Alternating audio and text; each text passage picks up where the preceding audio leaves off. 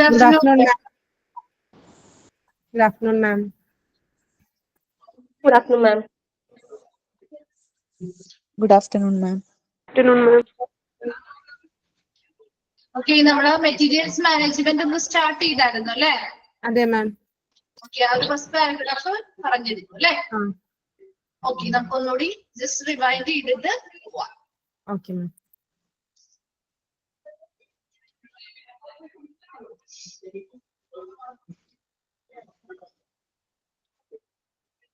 Okay, ശ്രദ്ധിക്കാം.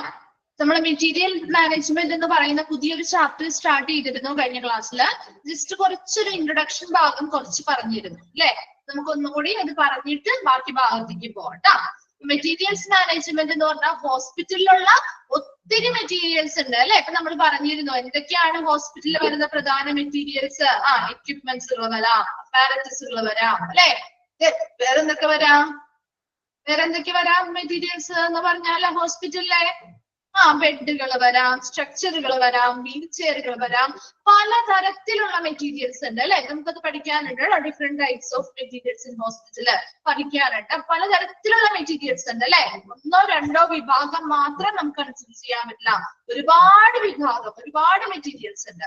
ഈ എല്ലാ മെറ്റീരിയൽസിന്റെയും ഒരു മാനേജ്മെന്റ് ആണ് ഇതിൽ നടക്കുന്നത് അല്ലെ? അപ്പൊ കൃത്യമായ ഓരോരോ ഡിപ്പാർട്ട്മെന്റിലും ഏതൊക്കെ മെറ്റീരിയൽസ് വേണം, എന്തൊക്കെ അളവിൽ വേണം എന്നുള്ളതൊക്കെ കൃത്യമായിട്ട് ആസൂത്രണം ചെയ്യുകയും അതിനനുസരിച്ച് പർച്ചേസിങ് ചെയ്യുകയും അതിനനുസരിച്ച് വരുന്ന സാധനങ്ങൾ സ്റ്റോർ ചെയ്യുകയും ആവശ്യത്തിനനുസരിച്ച് വിതരണം ചെയ്യുകയും ചെയ്യുകയാണ് ഈ മെറ്റീരിയൽസ് മാനേജ്മെന്റ് പ്രധാന ഉദ്ദേശ്യം എന്ന് പറയുന്നത്. എന്താണ് മെറ്റീരിയൽസ് മാനേജ്മെന്റ് എന്നാ നമ്മൾ പറഞ്ഞത്? As far as any enterprise is concerned, ഏതൊരു സ്ഥാപനത്തെ സംബന്ധിച്ചും അല്ലെ, ഏതൊരു സ്ഥാപനത്തെ സംബന്ധിച്ചും മെറ്റീരിയൽസ് എന്ന് പറയുന്നത് എന്താണ്? എ മേജർ കോസ്റ്റ് ഫാക്ടർ, ഏറ്റവും പ്രധാനപ്പെട്ട ഒരു ചിലവ് ഘടകമാണ് അല്ലെ? നമ്മളിപ്പോ ഒരു ബിസിനസ് സ്ഥാപനം സ്റ്റാർട്ട് ചെയ്യാണ്. ആ ഒരു ബിസിനസ് സ്ഥാപനം സ്റ്റാർട്ട് ചെയ്യണമെങ്കിൽ ഇപ്പൊ ഒരു മാനുഫാക്ചറിങ് കമ്പനിയാണ്, എന്തെങ്കിലും ഒന്ന് ഉണ്ടാക്കുന്ന കമ്പനിയാണ്. ഇപ്പൊ നിങ്ങൾ ഒരു ബാഗ് നിർമ്മാണോ എന്തെങ്കിലും ഒരു മാനുഫാക്ചറിങ് കമ്പനിയാണ് നമ്മൾ ആരംഭിക്കാൻ പോകുന്നത് വിചാരിക്കാം. അപ്പൊ അതിലേക്ക് എന്തൊക്കെ വേണ്ടി വരും? അതിനാവശ്യമായിട്ടുള്ള ഒരു ബാഗാണ് നമ്മൾ നിർമ്മിക്കുന്നതെങ്കിൽ ആ ബാഗ് നിർമ്മിക്കാനുള്ള റോ മെറ്റീരിയൽസ് വേണം അല്ലെ? അതുപോലെ ഒത്തിരി മെഷീൻസ് വേണം. അത് കട്ട് ചെയ്യാനും അത് എന്താണ് സ്റ്റിച്ചിങ് ചെയ്യാനും അല്ലെ, അത് ഡിസൈൻ ചെയ്യാനായിട്ട് എല്ലാത്തിനും പല പല മെഷീൻസും ഉപകരണങ്ങളും ഒരുപാട് മെറ്റീരിയൽസ് സാധനങ്ങളും ഒക്കെ ആവശ്യമായിട്ട് വരും. അപ്പൊ അങ്ങനെ വരുമ്പോൾ ഏതൊരു സ്ഥാപനവും അത് ഉണ്ടാക്കണമെങ്കിൽ ആ ഒരു സ്ഥാപനം നല്ലൊരു പ്രൊഡക്റ്റ് ഉണ്ടാക്കി വിൽക്കണമെങ്കിൽ അല്ലെങ്കിൽ ഹോസ്പിറ്റൽ സംബന്ധമായിട്ട് ഹോസ്പിറ്റൽ നല്ലൊരു സേവനം ആളുകളിലേക്ക് എത്തിക്കണമെങ്കിൽ അതിനുള്ളിൽ ഒരുപാട് മെറ്റീരിയൽസിന്റെ പ്രവർത്തന ഫലമായിട്ടാണ് അത് അവരിലേക്ക് എത്തുന്നത് അല്ലെ? അപ്പൊ അങ്ങനെയുള്ള ആ മെറ്റീരിയൽസ് ഇപ്പൊ ഉപകരണമാവാം, എന്തെങ്കിലും മെഷീൻസ് ആവാം, എന്തെങ്കിലും മറ്റു സാധനങ്ങളാവാം, ഇവയെല്ലാം നല്ല രീതിയിൽ സജ്ജമാക്കിയിരിക്കണം. ഏതൊരു സ്ഥാപനമാണെങ്കിലും അങ്ങനെയാണ് അല്ലെ? നല്ല രീതിയിൽ അത് സജ്ജമാക്കിയാൽ മാത്രമേ നല്ലൊരു പ്രൊഡക്റ്റ്, നല്ലൊരു സർവീസ് ഇവിടെ നിന്ന് നമുക്ക് പുറത്തേക്ക് കൊടുക്കാൻ പറ്റുള്ളൂ. അപ്പൊ അതിനു വേണ്ടി ഏറ്റവും പ്രധാനപ്പെട്ട ഒരു കോസ്റ്റ് ഫാക്ടർ അല്ലെങ്കിൽ ഒരു ചിലവ് ഘടകം എന്ന് പറയുന്നത് ഏതൊരു സ്ഥാപനത്തിന്റെയും ഏത് തന്നെയാണ്? മെറ്റീരിയൽസ് ആണ്. രണ്ടാമത് എന്താ പറഞ്ഞേ? about 40% of budgetary allocation അല്ലെ? ആ ഒരു ഹെൽത്ത് കെയർ ഇൻസ്റ്റിറ്റ്യൂഷൻ അല്ലെങ്കിൽ ഹോസ്പിറ്റൽ പോലെയുള്ള ആ ആരോഗ്യ പരിപാലന സ്ഥാപനവുമായി ബന്ധപ്പെട്ട് അവര് ബഡ്ജറ്റിന്റെ 40% അവര് അനുവദിക്കുന്നത് എന്തിനു വേണ്ടിയിട്ടാണ്?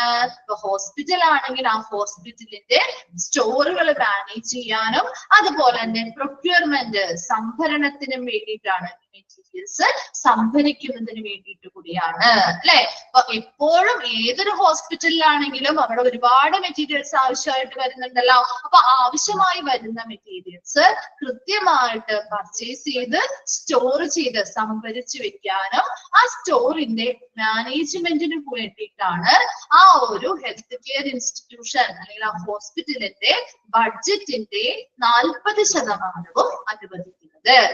മെറ്റീരിയൽസ് എന്ന് പറയുന്നത് ഇതിലൊക്കെ എങ്ങനെയൊക്കെ പറയാം നമുക്ക്?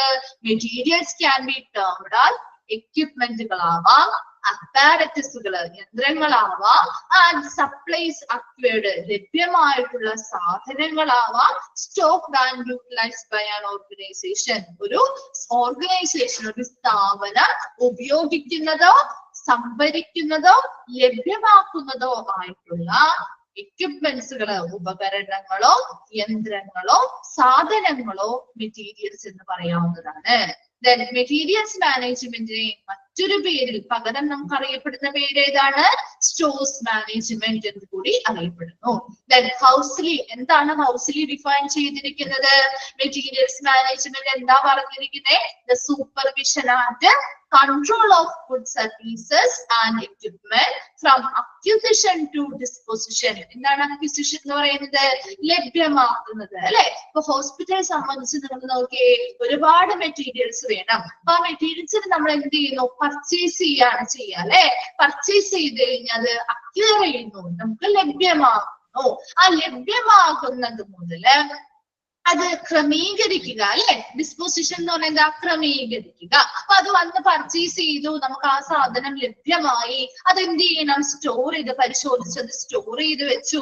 അവിടെ നിന്ന് അതാത് ഡിപ്പാർട്ട്മെന്റുകളിലേക്ക് വിതരണം ചെയ്യണം. ഇങ്ങനെയുള്ള കുറെ പ്രോസസ്സ് നടക്കുന്നില്ലേ?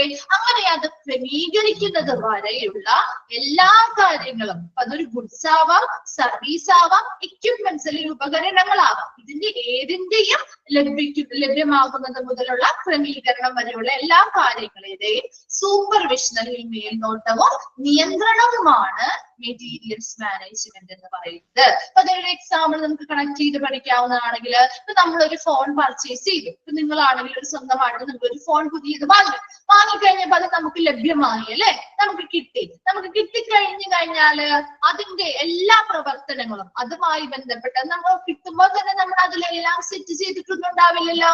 എല്ലാം എന്താണ്? ഓപ്പൺ ആയിട്ടിരിക്കും, അല്ലെങ്കിൽ ഒരു പാസ്വേഡോ കാര്യങ്ങളോ ഒന്നും ഉണ്ടാവില്ല അല്ലെ. ആവശ്യമായിട്ടുള്ള ആപ്പുകളോ കാര്യങ്ങളോ ഒന്നും ഉണ്ടാവില്ലല്ലോ. ഒരു പ്ലെയിൻ ആയിട്ടൊരു എന്താണ് ഫുൾ എന്താണ് ബ്ലാങ്ക് ആയിട്ടിരിക്കുന്ന രീതിയിലൊരു ന്യൂ ആയിട്ടുള്ള ഒരു ഫോൺ അല്ലേ നമുക്ക് കിട്ടുന്നത്. അപ്പൊ അത് നമ്മൾക്ക് ലഭ്യമാക്കി, അതാണ് അക്വിസിഷൻ. നമ്മൾ ലഭ്യമാക്കി, അത് കഴിഞ്ഞ് അതിന് ഉള്ള എല്ലാ കാര്യങ്ങളും അത് ക്രമീകരിക്കുന്നതിന് വേണ്ടിയുള്ള എല്ലാ കാര്യങ്ങളും, അല്ലെങ്കിൽ അതില് ഓരോ പ്രോഗ്രാംസും കാര്യങ്ങളും സെറ്റ് ചെയ്യണം. നമുക്ക് കോണ്ടാക്ട്സ് കുറെ ഉണ്ടെങ്കിൽ അതൊക്കെ എന്ത് ചെയ്യണം? അവിടെ ഫീഡ് ചെയ്ത് വെക്കണം. അതുപോലെ സിമ്മോ കാര്യങ്ങളുണ്ടെങ്കിൽ അത് ഇൻ ചെയ്യണം അല്ലെ, അത് സെറ്റ് ചെയ്ത് കൊടുക്കണം. അപ്പൊ അത് ഒരുപാട് പ്രോസസ് ഉണ്ട്. നമുക്ക് അതൊന്ന് ഉപയോഗിക്കാൻ എത്തുന്നത് വരെ ആക്കാൻ വേണ്ടിട്ട് അല്ലെ, ഉപയോഗിക്കുന്നത് വരെ ആക്കാൻ അതുപോലെ കുറെ കാര്യങ്ങൾ നമ്മൾ ചെയ്യാറില്ലേ. അപ്പൊ അതിന്റെയൊക്കെ സൂപ്പർവിഷൻ മേൽനോട്ടവും നിയന്ത്രണവും വഹിക്കുന്നത് ആരായിരിക്കും? നമ്മളൊരു ഫോൺ വാങ്ങിച്ചാല് അതിന്റെ സൂപ്പർവിഷൻ ആദ്യ കൺട്രോൾ ആരുടെ കയ്യിൽ തന്നെയായിരിക്കും? ആരുടെ കയ്യിലായിരിക്കും? ഇപ്പൊ നിങ്ങളൊരു ഫോൺ വാങ്ങി, നിങ്ങൾ ആ ഫോൺ വാങ്ങിയത് മുതല് അത് ഉപയോഗിക്കുന്ന ആ ഒരു സമയം വരെ നമ്മുടെ കയ്യിൽ തന്നെ ആയിരിക്കും അല്ലെ. അപ്പൊ അത് തന്നെ എവിടെയും പറയുന്നത്, ഇപ്പൊ ആരാണോ ആ സാധനം പർച്ചേസ് ചെയ്ത് ലഭ്യമാക്കുന്നത് അവരായിരിക്കും അതിന്റെ തുടർന്നുള്ള എല്ലാ കാര്യങ്ങളെയും സൂപ്പർവൈസ് ചെയ്യുന്നതും നിയന്ത്രിക്കുന്നതും അല്ലെ. നമ്മളാണെങ്കിലും ഒരു ഫോൺ വാങ്ങി ആ ഒരു ഫോൺ ഉപയോഗിക്കാനാക്കുന്നത് വരെ, നമുക്ക് ഉപയോഗിക്കാനാണ്, ആ ഒരു ഉപയോഗിക്കാനാക്കുന്നത് വരെ വാങ്ങുന്നത് മുതൽ അതിന്റെ എല്ലാ മേൽനോട്ടവും നിയന്ത്രണവും നമ്മുടെ കയ്യിലായിരിക്കും അല്ലെ. ഇപ്പൊ നമ്മുടെ വീട്ടിലാണെങ്കിലും കുട്ടികളുണ്ടെങ്കിലും നമ്മളോട് ചോദിക്കാറുണ്ട്, ഫോൺ തരുമോ, ഇച്ചിരി നേരം ഒന്ന് ഗെയിം കാണാൻ തരുമോ എന്നൊക്കെ ചോദിക്കാറില്ലേ, കാർട്ടൂൺ കാണാൻ തരുമോ എന്നൊക്കെ ചോദിക്കും. നമ്മളത് കൊടുക്കും, പക്ഷെ നമ്മളൊരു നിയന്ത്രണം ഉണ്ടായിരിക്കും അല്ലെ. ഒരു 10 മിനിറ്റോ 15 മിനിറ്റോ നമ്മൾ അനുവദിക്കുള്ളൂ. നമ്മുടെ ഫോണിന്റെ നിയന്ത്രണം ആരുടെ തന്നെയാണ്? നമ്മുടെ കയ്യിൽ തന്നെയാണ്. അതുപോലെ തന്നെയാണ് ഈ ഹോസ്പിറ്റൽ മാനേജ്മെന്റ്, മെറ്റീരിയൽസ് മാനേജ്മെന്റിന്റെ കാര്യത്തിലും അവര് പർച്ചേസ് ചെയ്ത് ലഭ്യമാക്കുന്ന ഓരോ പ്രൊഡക്റ്റും അല്ലെങ്കിൽ ഓരോ എക്യുപ്മെന്റ്സുകളും മെറ്റീരിയൽസും കൃത്യമായിട്ട് അതിന്റെ എല്ലാ പ്രൊസീജിയേഴ്സും നടക്കുന്നത് വരെയുള്ള എല്ലാ കാര്യങ്ങളും സൂപ്പർവൈസ് ചെയ്യുന്നതും കൺട്രോൾ ചെയ്യുന്നതും നിയന്ത്രിക്കുന്നതും അതാത് പർച്ചേസ് ചെയ്യുന്ന ആ വിഭാഗം തന്നെയായിരിക്കും. അതാണ് ഹോസ്ലി പറഞ്ഞിരിക്കുന്നത്. മെറ്റീരിയൽസ് മാനേജ്മെന്റ് എന്ന് പറയുന്നത് ഒരു ഗുഡ്സ് ആയിക്കോട്ടെ, സർവീസ് ആയിക്കോട്ടെ, അല്ലെങ്കിൽ ഒരു എക്യുപ്മെന്റ് അല്ലെങ്കിൽ ഉപകരണം ആയിക്കോട്ടെ, അത് ലഭ്യമാകുന്നത് മുതൽ ക്രമീകരിക്കുന്ന വരെയുള്ള എല്ലാ കാര്യങ്ങളുടെയും മേൽനോട്ടം വഹിക്കുക, നിയന്ത്രിക്കുക എന്നതെല്ലാം മെറ്റീരിയൽസ് മാനേജ്മെന്റിൽ വരുന്നുണ്ട്. അപ്പൊ ഹോസ്പിറ്റലിൽ ഇങ്ങനെയുള്ള മെറ്റീരിയൽസ് പർച്ചേസ് ചെയ്യുന്നത് മുതൽ അത് ക്രമീകരിക്കുന്നത് വരെയുള്ള എല്ലാ കാര്യങ്ങളും ആ ഹോസ്പിറ്റലിലെ ഈ മെറ്റീരിയൽസ് മാനേജ്മെന്റിന്റെ സൂപ്പർവിഷനിലും കൺട്രോളിലും ആയിരിക്കും. ക്ലിയർ ആയോ ആ ഒരു ഡെഫിനിഷൻ? ക്ലിയർ ആണോ? ഓക്കെ. നെക്സ്റ്റ് വരുന്നതാണ് managing of materials to give the right quality of material at the right time, at the right place, at low cost is materials management. Simply നമുക്ക് എന്തെന്ന് പറയാം? മെറ്റീരിയൽസ് മാനേജ്മെന്റ് എന്താ? ശരിയായ ഗുണനിലവാരത്തിലുള്ള materials അല്ലെ, ശരിയായ ഗുണനിലവാരത്തിലുള്ള materials ശരിയായ സമയത്തും ശരിയായ സ്ഥലത്തും എങ്ങനെ ലോ കോസ്റ്റില് കുറഞ്ഞ ചിലവിൽ ലഭ്യമാക്കുക എന്നുള്ളതാണ് മെറ്റീരിയൽസ് മാനേജ്മെന്റ് അല്ലെ. ഇപ്പൊ ഒരു സാധനം നമുക്ക് ആവശ്യമാണ്, നല്ല ക്വാളിറ്റിയിലുള്ള ഒരു സാധനം ആയിരിക്കണം. അത് കൂടാതെ തന്നെ നമുക്ക് എപ്പോഴാണോ അത് ആവശ്യമായിട്ട് വരുന്നത് ആ സമയത്ത് നമുക്ക് ആ സാധനം ലഭ്യമായിരിക്കണം അല്ലെ. എവിടെയാണോ ആവശ്യമായിട്ട് വരുന്നത്, ഏത് സമയത്താണോ ആവശ്യമായിട്ട് വരുന്നത്, അപ്പൊ നമുക്കത് ലഭ്യമാവണം അല്ലെ. അല്ലാതെ ഉപയോഗിക്കേണ്ട സമയത്തല്ലേ നമുക്ക് ആ സാധനം കിട്ടേണ്ടത്. അല്ലാത്ത സമയത്ത് കിട്ടിയത് കൊണ്ട് അത് നമുക്ക് യൂസ്ഡ് ആവോ? ഇല്ല. അപ്പൊ അതുകൊണ്ട് തന്നെ എപ്പോഴും ഈ മെറ്റീരിയൽസ് മാനേജ്മെന്റ് എന്ന് പറയുന്നത് ശരിയായ ഗുണനിലവാരത്തിലുള്ള മെറ്റീരിയൽസ് ശരിയായ സമയത്തും ശരിയായ സ്ഥലത്തും എന്താണ് കുറഞ്ഞ ചിലവിൽ, ലോ കോസ്റ്റ് ആണ് പറയുന്നത്, കുറഞ്ഞ ചിലവിൽ ലഭ്യമാക്കുക. ക്ലിയർ ആണോ? Then materials are vital resources in hospital.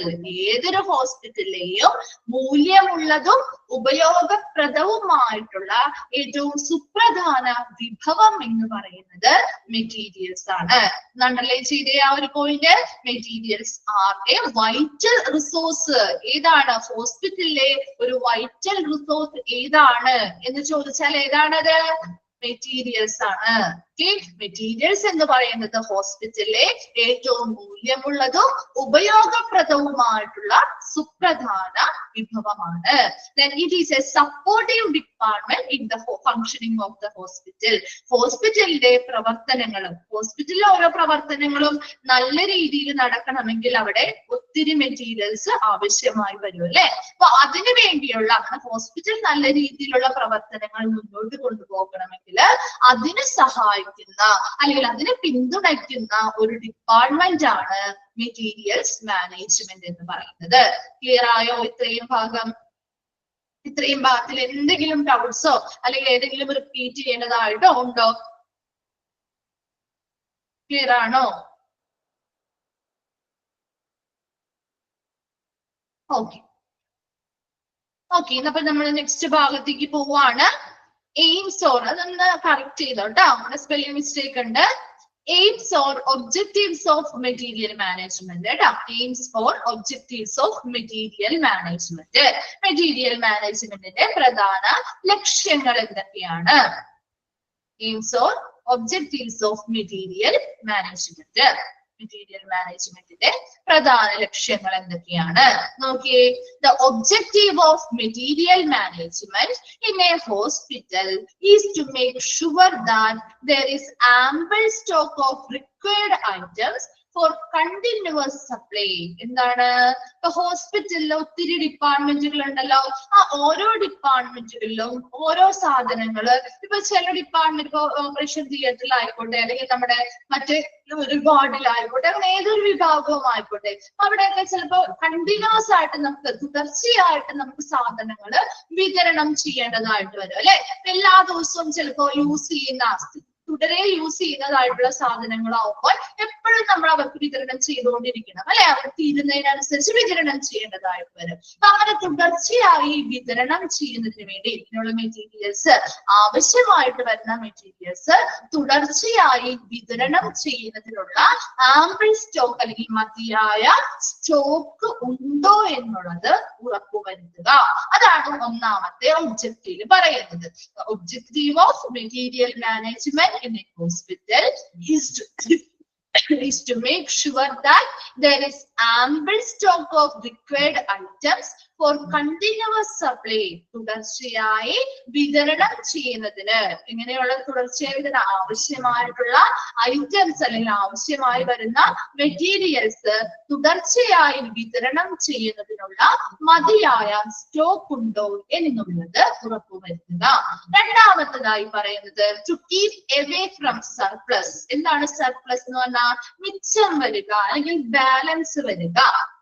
ഇപ്പൊ നമുക്കറിയാം ഇപ്പൊ എങ്ങനെയാണ് കൂടുതലായിട്ട് ഒരു സാധനം നമ്മൾ ഒരുപാട് സാധനങ്ങൾ നമ്മൾ ഒരുപാട് കൂടുതലായിട്ട് നമ്മൾ പർച്ചേസ് ചെയ്താല് അതെന്താ പറ്റുക, അവിടെ ബാലൻസ് വരും. നമ്മൾ ഉപയോഗിച്ചില്ലെങ്കിൽ അത് മിച്ചം വരും അല്ലെങ്കിൽ ബാലൻസ് വരും അല്ലെ.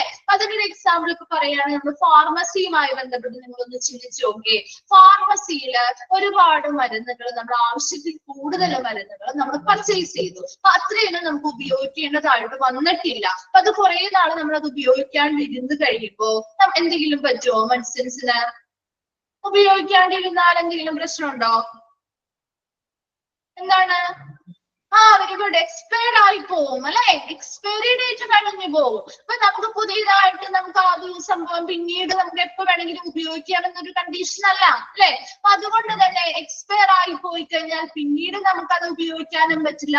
നമുക്ക് എന്താവുക, നഷ്ടം സംഭവിക്കും അല്ലെ. അതുപോലെ തന്നെ ഇപ്പൊ മെറ്റീരിയൽസ്, മെഷീൻസിന്റെ കാര്യം, ഉപകരണങ്ങളുടെ നിങ്ങളൊന്ന് ചിന്തിച്ചു നോക്കിയേ. ഒരുപാട് ആവശ്യമില്ലാതെ പോലത്തേക്ക് ഒരുപാട് ഉപകരണങ്ങൾ നമ്മൾ പർച്ചേസ് ചെയ്തു വിചാരിക്കാം. എന്താണ്, തുരുമ്പ് പിടിക്കും അല്ലെങ്കിൽ കേടുപാടുകൾ സംഭവിക്കും അല്ലെ. അപ്പൊ അങ്ങനെയുള്ള കാര്യങ്ങൾ വരുമ്പോ പിന്നീട് നമുക്ക് ആ ഒരു മെഷീൻ ഉപയോഗിക്കാൻ പറ്റില്ല. അതാവും നമുക്ക് അതുവഴി നമുക്ക് നഷ്ടങ്ങൾ സംഭവിക്കും അല്ലെ. അപ്പൊ അതാണ് പറയുന്നത് ഫ്രം സർപ്ലസ്, അങ്ങനെ ബാലൻസ് വരുന്നത് അല്ലെങ്കിൽ ഇങ്ങനെയുള്ള മിച്ചം വരുന്നതിൽ നിന്നും ഒഴിവാക്കുക അല്ലെങ്കിൽ തടയുക. അങ്ങനെ വരരുത്. ബാലൻസ് ഒന്നും അധികം വരാതെ അല്ലെങ്കിൽ മിച്ചമൊന്നും വരാത്ത രീതിയിലായിരിക്കണം സാധനങ്ങൾ പർച്ചേസ് ചെയ്യേണ്ടത്. ആവശ്യത്തിനുള്ള സാധനങ്ങൾ മാത്രം, സ്റ്റോക്ക് ചെയ്യാൻ പറ്റുന്ന സാധനങ്ങൾ മാത്രം പർച്ചേസ് ചെയ്യുക. അനാവശ്യമായിട്ടുള്ള ഒരുപാട് വസ്തുക്കൾ പർച്ചേസ് ചെയ്യുന്നത് വഴി മിച്ചമുണ്ടാകുന്നത് അല്ലെങ്കിൽ ഒരുപാട് ബാലൻസ് വരുന്നത് തടയുക. Then have appropriate storage. ഉചിതമായ രീതിയിൽ മെറ്റീരിയൽസ് എന്ത് ചെയ്യുക, സ്റ്റോർ ചെയ്യുക. അപ്പൊ ചില സാധനങ്ങള് നോർമൽ ടെമ്പറേച്ചറിൽ അല്ലെങ്കിൽ നോർമൽ കണ്ടീഷനിൽ വെച്ചാൽ മതിയാവും. എന്നാൽ ചില സാധനങ്ങൾ എങ്ങനെയാണ്, കോൾഡ് സ്റ്റോറേജ് ആവശ്യമായിട്ട് വരും അല്ലെ. അതുപോലെ ചിലത് എന്താണ്, തണുത്തുള്ള ഈർപ്പമുള്ള എക്സ്പയറി ഗുഡ്സുകള് ഈർപ്പമുള്ള ഏരിയയിൽ നിന്ന് മാറ്റി വെക്കേണ്ടതായിട്ട് വരും ചില മെഷീനറീസ്. അങ്ങനെ ഒരുപാട് വ്യത്യാസങ്ങൾ. ഓരോ മെറ്റീരിയൽസും അതിന്റെ പ്രത്യേകതകൾക്കനുസരിച്ച് ഉചിതമായിട്ടുള്ള സ്ഥലത്താണ് സ്റ്റോർ ചെയ്ത് വെക്കേണ്ടത് അല്ലെ. അപ്പൊ അതാ പറയുന്നത് അപ്രോപ്രിയേറ്റ് സ്റ്റോറേജ്. അതിന്റെ ഉചിതമായിട്ടുള്ള മെറ്റീരിയൽസിന്റെ അനുസരിച്ചും ഉചിതമായ സ്ഥലത്തായിരിക്കണം സ്റ്റോർ ചെയ്ത് വെക്കേണ്ടത്. Then easy retrievability, distribution, the point of usage whenever needed. ഇനി എന്താണ്, ആവശ്യമായി വരുന്നുണ്ടെങ്കിൽ, ആവശ്യമായിട്ട് whenever needed, ആവശ്യമായി വരുമ്പോൾ ഉപയോഗിക്കാൻ പറ്റുന്ന രീതിയിൽ. അപ്പൊ അതിനൊരു എക്സാമ്പിൾ പറയുകയാണെങ്കിൽ നമ്മുടെ ഫാർമസിയുമായി ബന്ധപ്പെട്ട് തന്നെ നിങ്ങളൊന്ന് ചിന്തിച്ചു നോക്കിയേ.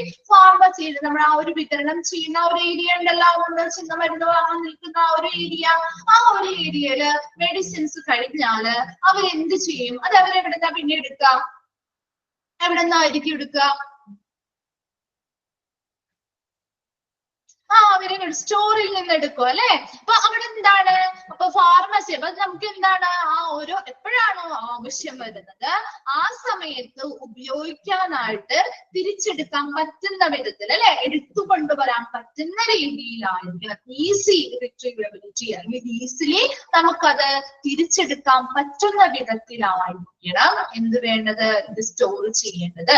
എപ്പോഴാണോ ആവശ്യം വരുന്നത് ആ സമയത്ത്, ഇപ്പൊ ഫാർമസിയിലാണ് അങ്ങനെ ഒരു ആവശ്യം വരുന്നെങ്കിൽ ഉടനെ അവർക്ക് എന്ത് ചെയ്യാം, സ്റ്റോറിൽ സൂക്ഷിച്ചിട്ടുള്ള ആ ഒരു ഭാഗത്ത് പോയി ആവശ്യമുള്ള സാധനങ്ങൾ എടുത്തുകൊണ്ടുവരാൻ പറ്റും അല്ലെ, എളുപ്പത്തിൽ എടുത്തുകൊണ്ടുവരാൻ പറ്റണം. അപ്പൊ അതുപോലെ ആവശ്യമായി വരുന്ന സന്ദർഭങ്ങളിൽ എപ്പോഴാണ് ആവശ്യമായി വരുന്നത് ആ സമയത്ത് ഉപയോഗിക്കാൻ പറ്റുന്ന രീതിയിൽ അല്ലെങ്കിൽ ഈസി ആയിട്ട് എളുപ്പത്തിൽ എടുത്തുകൊണ്ടുവരാൻ എടുത്തുകൊണ്ടുവന്ന് ഉപയോഗിക്കാൻ പറ്റുന്ന രീതിയിലായിരിക്കണം സാധനങ്ങൾ ഓരോന്നും സ്റ്റോർ ചെയ്യുന്നത്. Next one, effective and efficient utilization of resources available. ഫലപ്രദമായതും കാര്യക്ഷമമായിട്ടുള്ള വിഭവങ്ങളുടെ ഉപയോഗം. എന്താണ് effective and efficient utilization of resources available. ഫലപ്രദമായതും കാര്യക്ഷമമായിട്ടുള്ള ഇങ്ങനെയുള്ള അവൈലബിൾ ആയിട്ട് ഇങ്ങനെയുള്ള മെറ്റീരിയൽസിന്റെ ഉപയോഗം. അതെങ്ങനെയായിരിക്കണം, ഫലപ്രദമായതായിരിക്കണം, കാര്യക്ഷമമായിട്ട് നമുക്കത് ഉപയോഗിക്കാനായിട്ട് സാധിക്കണം. ഇതെല്ലാം എയിംസ് അല്ലെങ്കിൽ ഒബ്ജക്റ്റീവ്സ് ഓഫ് മെറ്റീരിയൽസ് മാനേജ്മെന്റിൽ വരുന്നതാണ്. ഒന്നുകൂടി ശ്രദ്ധിച്ചേ. എന്താണ് എന്തൊക്കെയാ പറഞ്ഞത് നമ്മള്? Objective of material management in a hospital. ഒരു ഹോസ്പിറ്റലിലുള്ള മെറ്റീരിയൽസ് മാനേജ്മെന്റിന്റെ പ്രധാന ലക്ഷ്യങ്ങൾ എന്ന് പറയുന്നത് to make sure that there is ample stock of required items for continuous supply. തുടർച്ചയായി വിതരണം ചെയ്യുന്നതിന് ആവശ്യമായിട്ടുള്ള മെറ്റീരിയൽസിന്റെ എന്താണ് ആംപിൾ സ്റ്റോക്ക് അല്ലെങ്കിൽ മതിയായ സ്റ്റോക്ക് ഉണ്ടോ എന്നുള്ളത് ഉറപ്പുവരുത്തണം. രണ്ടാമതായി പറഞ്ഞത് to keep away from surplus. മിച്ചം അല്ലെങ്കിൽ ബാലൻസ് വരാതെ തടയുക. ഒരുപാട് സാധനങ്ങൾ പർച്ചേസ് ചെയ്യാതെ ആവശ്യത്തിനനുസരിച്ച് മാത്രം പർച്ചേസ് ചെയ്യുക, ആ ഒരു ബാലൻസ് വരിക അല്ലെങ്കിൽ മിച്ചം വരുന്നതിനെ തടയുക. മൂന്നാമതായി പറഞ്ഞ ഹാവ് അപ്രോപ്രിയേറ്റ് സ്റ്റോറേജ്. ഓരോ മെറ്റീരിയൽസിന്റെയും സ്വഭാവവും അതിന്റെ പ്രവർത്തനങ്ങളെയും ബേസ് ചെയ്തുകൊണ്ട് അത് ഉചിതമായ ഇടങ്ങളിൽ സ്റ്റോർ ചെയ്ത് വെക്കുക. Then easy retrievability and distribution at the point of usage whenever needed. ആവശ്യമായി വരുന്ന സമയത്ത് ഉപയോഗിക്കുന്നതിന് വേണ്ടി എളുപ്പത്തിൽ എടുക്കാവുന്ന വിധത്തില് സാധനങ്ങൾ സ്റ്റോർ ചെയ്ത് വെക്കുക. Then effective and efficient utilization of resources available. ഫലപ്രദമായതും കാര്യക്ഷമമായിട്ടുള്ള വിഭവങ്ങളുടെ ഉപയോഗം. അവൈലബിൾ ആയിട്ടുള്ള ഇപ്പോൾ ലഭ്യമായിട്ടുള്ള ഓരോ വിഭവങ്ങൾ അല്ലെങ്കിൽ ഓരോ മെറ്റീരിയൽസും വളരെ എഫക്റ്റീവ് ആൻഡ് എഫിഷ്യന്റ് ആയിട്ട് ഉപയോഗിക്കുക, ഫലപ്രദമായിട്ടും കാര്യക്ഷമമായും ഉപയോഗിക്കുക. ഇതെല്ലാം റിട്രീവബിലിറ്റി എന്ന് പറഞ്ഞാൽ തിരിച്ചെടുക്കാൻ പറ്റുന്ന വിധത്തില് അല്ലെങ്കിൽ എന്താണ് റിട്രീവ് ചെയ്യാൻ. നമുക്ക് ഇറിട്രീവബിലിറ്റി എന്നുള്ളതല്ല ഇവിടെ ശരിക്കും മീനിങ് വരുന്നത് നമുക്ക് തിരിച്ചെടുക്കാൻ പറ്റുന്ന വിധത്തിലുള്ള സാധനങ്ങൾ അല്ലെങ്കിൽ നമുക്ക് ആവശ്യമായി വരുമ്പോൾ എളുപ്പത്തിൽ എടുക്കാൻ പറ്റുന്ന വിധത്തിലുള്ള രീതിയിൽ വെക്കുക എന്നുള്ളതാണ് വരുന്നത് കേട്ടോ മീനിങ്. നോക്കിയേ നെക്സ്റ്റ് മേജർ ഒബ്ജക്റ്റീവ്സ്. ഈ എയിംസ് ആൻഡ് ഒബ്ജക്റ്റീവ്സ് ക്ലിയർ ആയോ? ആ ഒരു ഭാഗം ക്ലിയർ ആയോ? ഓക്കെ നെക്സ്റ്റ് ഭാഗം നോക്കാം നമുക്ക്. Major objectives. മേജർ ഒബ്ജക്റ്റീവ്സ് നോക്കി, ഇതിൽ ഇമ്പോർട്ടന്റ് ആയിട്ട് ഒരു 3 ഒബ്ജക്റ്റീവ്സ് ഇമ്പോർട്ടന്റ് ആയിട്ട് നമുക്ക് വലിയ പ്രധാനപ്പെട്ട ലക്ഷ്യങ്ങളായിട്ട് പറയുന്നുണ്ട്. അതിലൊന്നാമത്തതാണ് മാക്സിമൈസേഷൻ ഓഫ് പ്രോഫിറ്റ്. എന്താണ് മാക്സിമൈസേഷൻ ഓഫ് പ്രോഫിറ്റ് എന്ന് പറഞ്ഞാൽ? പ്രോഫിറ്റ് എന്ന് പറഞ്ഞാൽ എന്താ? ലാഭം അല്ലെ? ലാഭം പരമാവധിയാക്കുക. മാക്സിമൈസേഷൻ എന്നാ പറഞ്ഞിരിക്കുന്നത്, പരമാവധിയാക്കുക അല്ലെ? ഇപ്പൊ നമ്മളൊരു മെറ്റീരിയൽ, ഇപ്പൊ നമ്മളൊരു സാധനം നമ്മൾ എടുക്കാൻ പോകും അല്ലെങ്കിൽ പർച്ചേസ് ചെയ്യുമ്പോ നിങ്ങളൊന്ന് ആലോചിച്ച് നോക്കി, നമ്മളെപ്പോഴും നമ്മുടെ ലാഭം മുന്നിൽ കാണാറില്ലേ? നമുക്ക് ലാഭം ഉണ്ടാകുന്ന രീതിയിലല്ലേ നമ്മൾ സാധനങ്ങൾ പർച്ചേസ് ചെയ്യാറ്? ആണോ? നമുക്ക് ലാഭം ഉണ്ടാക്കുന്ന രീതിയിലാണോ അതാ പ്രൊഡ്യൂസറിന് ലാഭം ഉണ്ടാക്കുന്ന രീതിയിലാണോ നമ്മൾ പർച്ചേസ് ചെയ്യുന്നത്? നമുക്ക് ലാഭം ഉണ്ടാക്കുന്നത് അല്ലെ? നമുക്ക് മാക്സിമം. അപ്പോഴല്ലേ നമ്മൾ ഡിസ്കൗണ്ടും കാര്യങ്ങളൊക്കെ തേടി പോകുന്നത് അല്ലെ? ഏറ്റവും കുറവ് വരുന്ന പ്രൊഡക്റ്റ് ഏതാണ്, ഡിസ്കൗണ്ട് ഉണ്ടോ എന്നുള്ളതൊക്കെ നമ്മൾ നോക്കും അല്ലെ? അതെന്തിനു വേണ്ടിയാ? നമ്മുടെ ലാഭം നമ്മൾ മാക്സിമൈസേഷൻ ചെയ്യാൻ വേണ്ടി അല്ലെങ്കിൽ പരമാവധിയാക്കാൻ വേണ്ടിയിട്ട്. അതുപോലെ തന്നെ മിനിമൈസേഷൻ ഓഫ് കോസ്റ്റ്. അതോടൊപ്പം നമ്മൾ നോക്കും, നമുക്ക് ലാഭം വേണം, അതോടൊപ്പം നമ്മൾ എന്താ ചിന്തിക്കാറ്? ചിലവ് കുറയ്ക്കുക അല്ലെ? ഏറ്റവും ചിലവ് കുറഞ്ഞ രീതിയിൽ അല്ലെങ്കിൽ അധികം പണം ചിലവാക്കാത്ത രീതിയിലുള്ള ഐറ്റംസ് അല്ലേ നമ്മൾ നോക്കാറ്? ആണോ? നമ്മളൊരു പ്രൊഡക്റ്റ് നമ്മൾ മേടിക്കാൻ പോകുമ്പോൾ അങ്ങനെയല്ലേ ചെയ്യാം? നമുക്ക് ലാഭം കിട്ടണം, അതോടൊപ്പം തന്നെ എന്താണ്? ചിലവ് കുറയ്ക്കുകയും വേണം. ആ പ്രൊഡക്റ്റിന് അധികം ചിലവ് വരാനും പാടില്ല അല്ലെ? ഇവിടെ മെറ്റീരിയൽസ് മാനേജ്മെന്റും അത് തന്നെയാണ് അവരുടെ പ്രധാന ഒബ്ജക്റ്റീവ്. ഹോസ്പിറ്റലുമായി ബന്ധപ്പെട്ട സാധനങ്ങൾ പർച്ചേസ് ചെയ്യുമ്പോൾ ഈ സാധനങ്ങൾ പർച്ചേസ് ചെയ്യുന്നു, സ്റ്റോർ ചെയ്യുന്നു, വിതരണം ചെയ്യുന്നു. ഈ പ്രവർത്തനങ്ങളെല്ലാം നടക്കുന്നതിന് വേണ്ടി എപ്പോഴും അവരുടെ ലാഭം എന്ന് പറയുന്നത്, അവർക്ക് ആ ഹോസ്പിറ്റൽ സംബന്ധിച്ച് ലാഭം എന്ന് പറയുന്നത് പരമാവധിയാക്കണം. Maximisation of profit. അതുപോലെ തന്നെ വരുന്ന അല്ലെങ്കിൽ അവർ പർച്ചേസ് ചെയ്യുന്ന സാധനങ്ങളുടെ വില എന്ന് പറയുന്നത്, ചെലവാകുന്ന ആ ഒരു തുക എന്ന് പറയുന്നത് എങ്ങനെയായിരിക്കണം? മിനിമൈസേഷൻ ആയിരിക്കും, അല്ലെങ്കിൽ ചിലവ് കുറയ്ക്കുകയും വേണം. മൂന്നാമതായി പറയുന്നതാണ് അറ്റൈൻമെന്റ് ഓഫ് ഹോസ്പിറ്റൽ ഒബ്ജക്റ്റീവ്സ്. ഹോസ്പിറ്റലിന്റെ ലക്ഷ്യങ്ങള് നേടിയെടുക്കുക. എന്താണ് ഹോസ്പിറ്റലിന്റെ പ്രധാന ലക്ഷ്യങ്ങൾ? എന്തൊക്കെയാ? ഒരു ഹോസ്പിറ്റലിലെ പ്രധാന ലക്ഷ്യങ്ങൾ എന്തൊക്കെയായിരിക്കും? ഒന്ന് പറഞ്ഞു നോക്കി നിങ്ങള്. ഹോസ്പിറ്റലിലെ പ്രധാന ലക്ഷ്യങ്ങൾ എന്തൊക്കെയായിരിക്കും? നല്ല രീതിയിലുള്ള പേഷ്യന്റ് കെയർ കൊടുക്കുക അല്ലെ, പേഷ്യൻസിന് നല്ല രീതിയിലുള്ള സർവീസുകൾ കൊടുക്കുക, നല്ല രീതിയിലുള്ള പരിചരണങ്ങൾ കൊടുക്കുക, നല്ല രീതിയിലുള്ള ട്രീറ്റ്മെന്റുകൾ കൊടുക്കുക. ഇതൊക്കെയല്ലേ ആ ഹോസ്പിറ്റലിലെ പ്രധാന ഒബ്ജക്റ്റീവ് അല്ലെങ്കിൽ ലക്ഷ്യങ്ങൾ എന്ന് പറയുന്നത്. അപ്പൊ ഈ ലക്ഷ്യങ്ങളിലേക്കൊക്കെ ആ ഹോസ്പിറ്റലിനെ എത്തിക്കണമെങ്കിൽ അതിന് പിന്നിൽ നമുക്ക് ആ ഹോസ്പിറ്റലില് നല്ല രീതിയിലുള്ള മെറ്റീരിയൽസ് വേണം, വേണ്ടേ? നല്ലൊരു സർവീസ് അല്ലെങ്കിൽ നല്ലൊരു ട്രീറ്റ്മെന്റ് ആളുകൾക്ക് കൊടുക്കണമെങ്കിൽ അതിനനുസരിച്ചുള്ള നല്ല മെറ്റീരിയൽസ്, മെഷീനറീസ്, എക്യുപ്മെന്റുകളെല്ലാം ആ ഹോസ്പിറ്റലിൽ ഉണ്ടായിരിക്കും, വേണമല്ലോ. അപ്പൊ ഇതിലൂടെയൊക്കെ ഇങ്ങനെയുള്ള നല്ല മെറ്റീരിയൽസ് ഉപയോഗിക്കുന്നതിലൂടെയാണ് നമുക്ക് ഒരു വ്യക്തിക്ക് നല്ലൊരു സർവീസോ നല്ലൊരു ട്രീറ്റ്മെന്റ് ഒക്കെ ആ ഹോസ്പിറ്റലിൽ നിന്ന് കൊടുക്കാൻ പറ്റുള്ളൂ അല്ലെ. അപ്പൊ അതുവഴി നമുക്ക് ആ ഹോസ്പിറ്റലിന്റെ ഒബ്ജക്റ്റീവ് അല്ലെങ്കിൽ ലക്ഷ്യങ്ങൾ നേടിയെടുക്കാനായിട്ട് സാധിക്കും. നോക്കി, മേജർ ഒബ്ജക്റ്റീവ്സിലെ 3 കാര്യങ്ങളാണ് പറഞ്ഞത്. മാക്സിമൈസേഷൻ ഓഫ് പ്രോഫിറ്റ് അല്ലെങ്കിൽ ലാഭം പരമാവധിയാക്കുക. മെറ്റീരിയൽസ് പർച്ചേസ് ചെയ്യുന്നതൊക്കെയായി ബന്ധപ്പെട്ട് എപ്പോഴും ലാഭം മുന്നിൽ കണ്ടുകൊണ്ട് അല്ലെങ്കിൽ പ്രോഫിറ്റ് വർദ്ധിപ്പിക്കുന്നതിന്റെ മുന്നിൽ കണ്ടുകൊണ്ടായിരിക്കണം ഓരോ പ്രവർത്തനങ്ങളും ചെയ്യേണ്ടത്. അതാണ് മാക്സിമൈസേഷൻ ഓഫ് പ്രോഫിറ്റ് അല്ലെങ്കിൽ ലാഭം വർദ്ധിപ്പിക്കുക അല്ലെങ്കിൽ പരമാവധിയാക്കുക.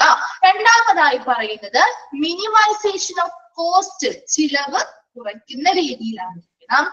മൂന്നാമതായി പറയുന്നതാണ് അറ്റൈൻമെന്റ് ഓഫ് ഹോസ്പിറ്റൽ ഒബ്ജക്റ്റീവ്സ്, ഹോസ്പിറ്റലിന്റെ ലക്ഷ്യങ്ങൾ നേടിയെടുക്കുക.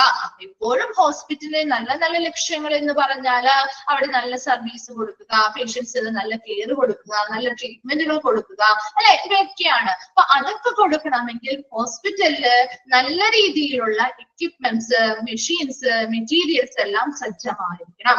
അതിലൂടെയൊക്കെയാണ് നല്ലൊരു കെയറും നല്ലൊരു സർവീസും ഒക്കെ ആളുകൾക്ക് കൊടുക്കാൻ പറ്റുള്ളൂ.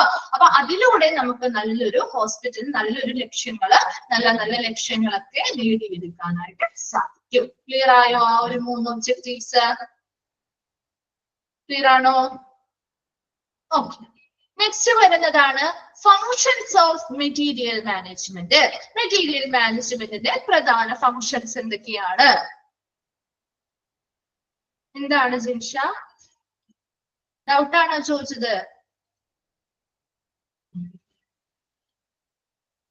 ജിൻഷയ്ക്ക് ഡൗട്ടാണോ?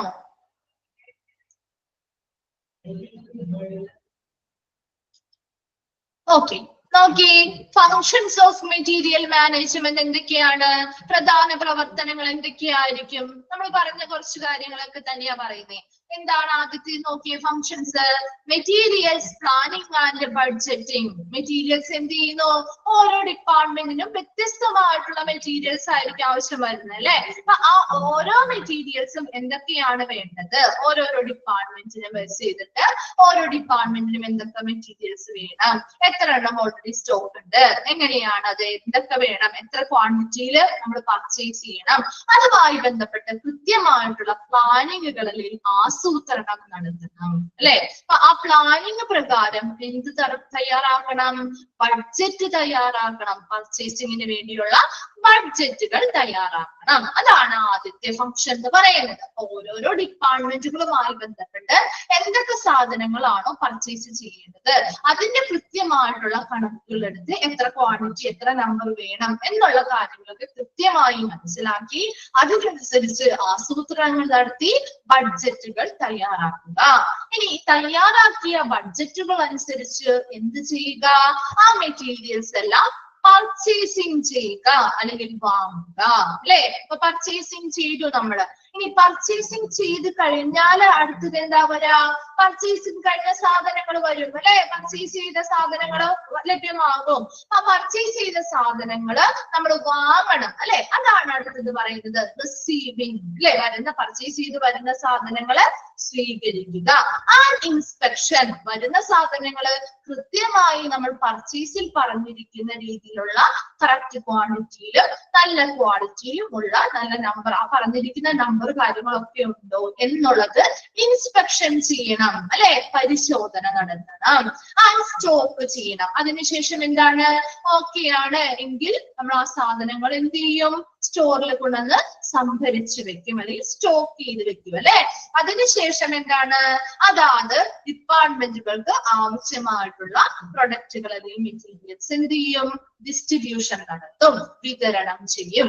അത്രയൊന്നും നിങ്ങൾക്ക് കണക്ട് ചെയ്ത് അങ്ങ് പഠിക്കാലോ അല്ലെ. ആദ്യം മെറ്റീരിയൽസ് എന്തൊക്കെ വേണം, എങ്ങനെയാണ്, എന്തൊക്കെ മെറ്റീരിയൽസ് ആണ് വേണ്ടത്, എത്ര ക്വാണ്ടിറ്റി വേണം, ഓരോ ഡിപ്പാർട്ട്മെന്റ് ബേസ് ചെയ്തിട്ട് നമ്മൾ എന്ത് ചെയ്യുന്നു ആ മെറ്റീരിയൽസ് എങ്ങനെ പർച്ചേസ് ചെയ്യണം, എത്ര എണ്ണം വേണം എന്നതിനെ കുറിച്ചൊക്കെ കൃത്യമായിട്ടുള്ള കണക്കുകൾ എടുത്ത് പ്ലാനിങ് ചെയ്യുന്നു അല്ലെങ്കിൽ ആസൂത്രണം ചെയ്യുന്നു.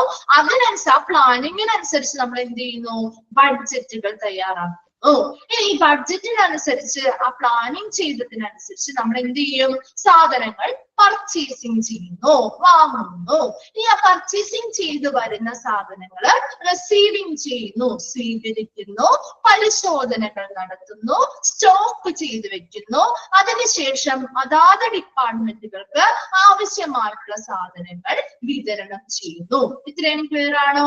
കണക്ട് ചെയ്ത് നിങ്ങൾക്ക് പഠിക്കാലോ. ആ വരുന്ന പ്രോസസ് അനുസരിച്ച് കണക്ട് ചെയ്ത് വെച്ച് പഠിക്കണം കേട്ടാ. അത് കഴിഞ്ഞ് ഇനി വരുന്ന കുറച്ച് കാര്യങ്ങൾ നോക്കിയേ.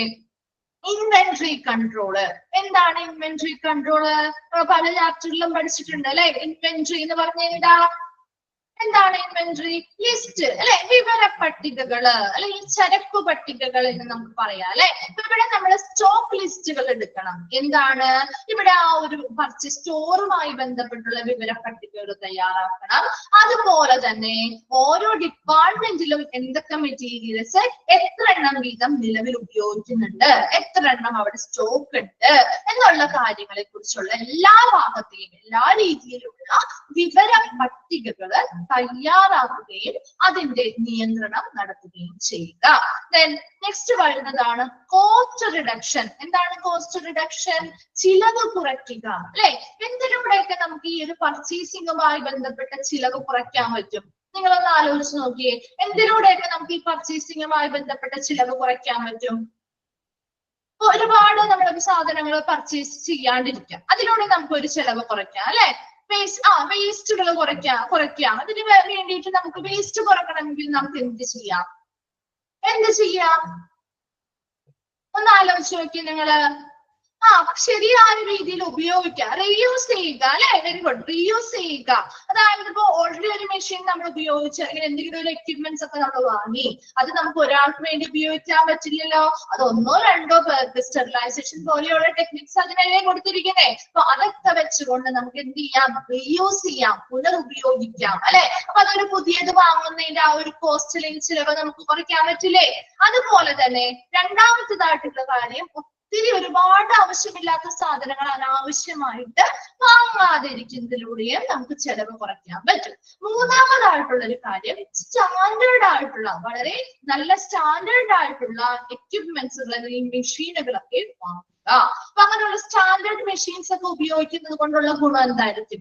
അധികം ക്വാളിറ്റി അധികം ഇല്ലാത്ത ഒരു സാധനവും ഒരു സ്റ്റാൻഡേർഡ് ആയിട്ടുള്ള ഒരു ബ്രാൻഡഡ് അല്ലെങ്കിൽ നല്ലൊരു സാധനം വാങ്ങുന്നതും തമ്മിലുള്ള റിപ്പയർ വരില്ല അല്ലെ. വെരി ഗുഡ്, റിപ്പയർ വരില്ല. നമ്മുടെ വീട്ടിലാണെങ്കിൽ നമ്മൾ നല്ലൊരു ക്വാളിറ്റിയിലുള്ള ഒരു എക്യുപ്മെന്റ്സ് അല്ലെങ്കിൽ ഉപകരണം വാങ്ങിച്ചു, അത് നമുക്ക് എന്താ ലോങ് ലാസ്റ്റിംഗ് ആണ് അല്ലെ. കുറെ നാൾ നമുക്ക് നിലനിൽക്കും അല്ലെ. അതേസമയം വളരെ ചീപ്പ് ക്വാളിറ്റിയിലുള്ളത് വാങ്ങുകയാണെങ്കിലോ അത് അധിക നാളൊന്നും നിലനിൽക്കില്ല, പെട്ടെന്ന് കേടുപാടുകൾ സംഭവിക്കാം. അതിനെ മെയിൻ്റനൻസ് പോലുള്ള കാര്യങ്ങൾക്ക് ഒത്തിരി തുക നമുക്ക് ചിലവാകും അല്ലെ. അപ്പൊ അങ്ങനെയുള്ള കാര്യങ്ങളൊക്കെ നല്ല സ്റ്റാൻഡേർഡ് ആയിട്ടുള്ള മെഷീൻസ് ഉപയോഗിക്കുക, ആവശ്യമില്ലാതെ അനാവശ്യമായിട്ടുള്ള ഒരു കുറെ മെറ്റീരിയൽസ് വാങ്ങിക്കൂട്ടാതിരിക്കുക, അതുപോലെ ഉള്ളത് തന്നെ റീയൂസ് ചെയ്ത് ഉപയോഗിക്കുക. ഇതിലൂടെയൊക്കെ നമുക്ക് ഈ ഒരു പർച്ചേസിംഗുമായി ബന്ധപ്പെട്ടുള്ള കോസ്റ്റ് കുറയ്ക്കാനായിട്ട് സാധിക്കും.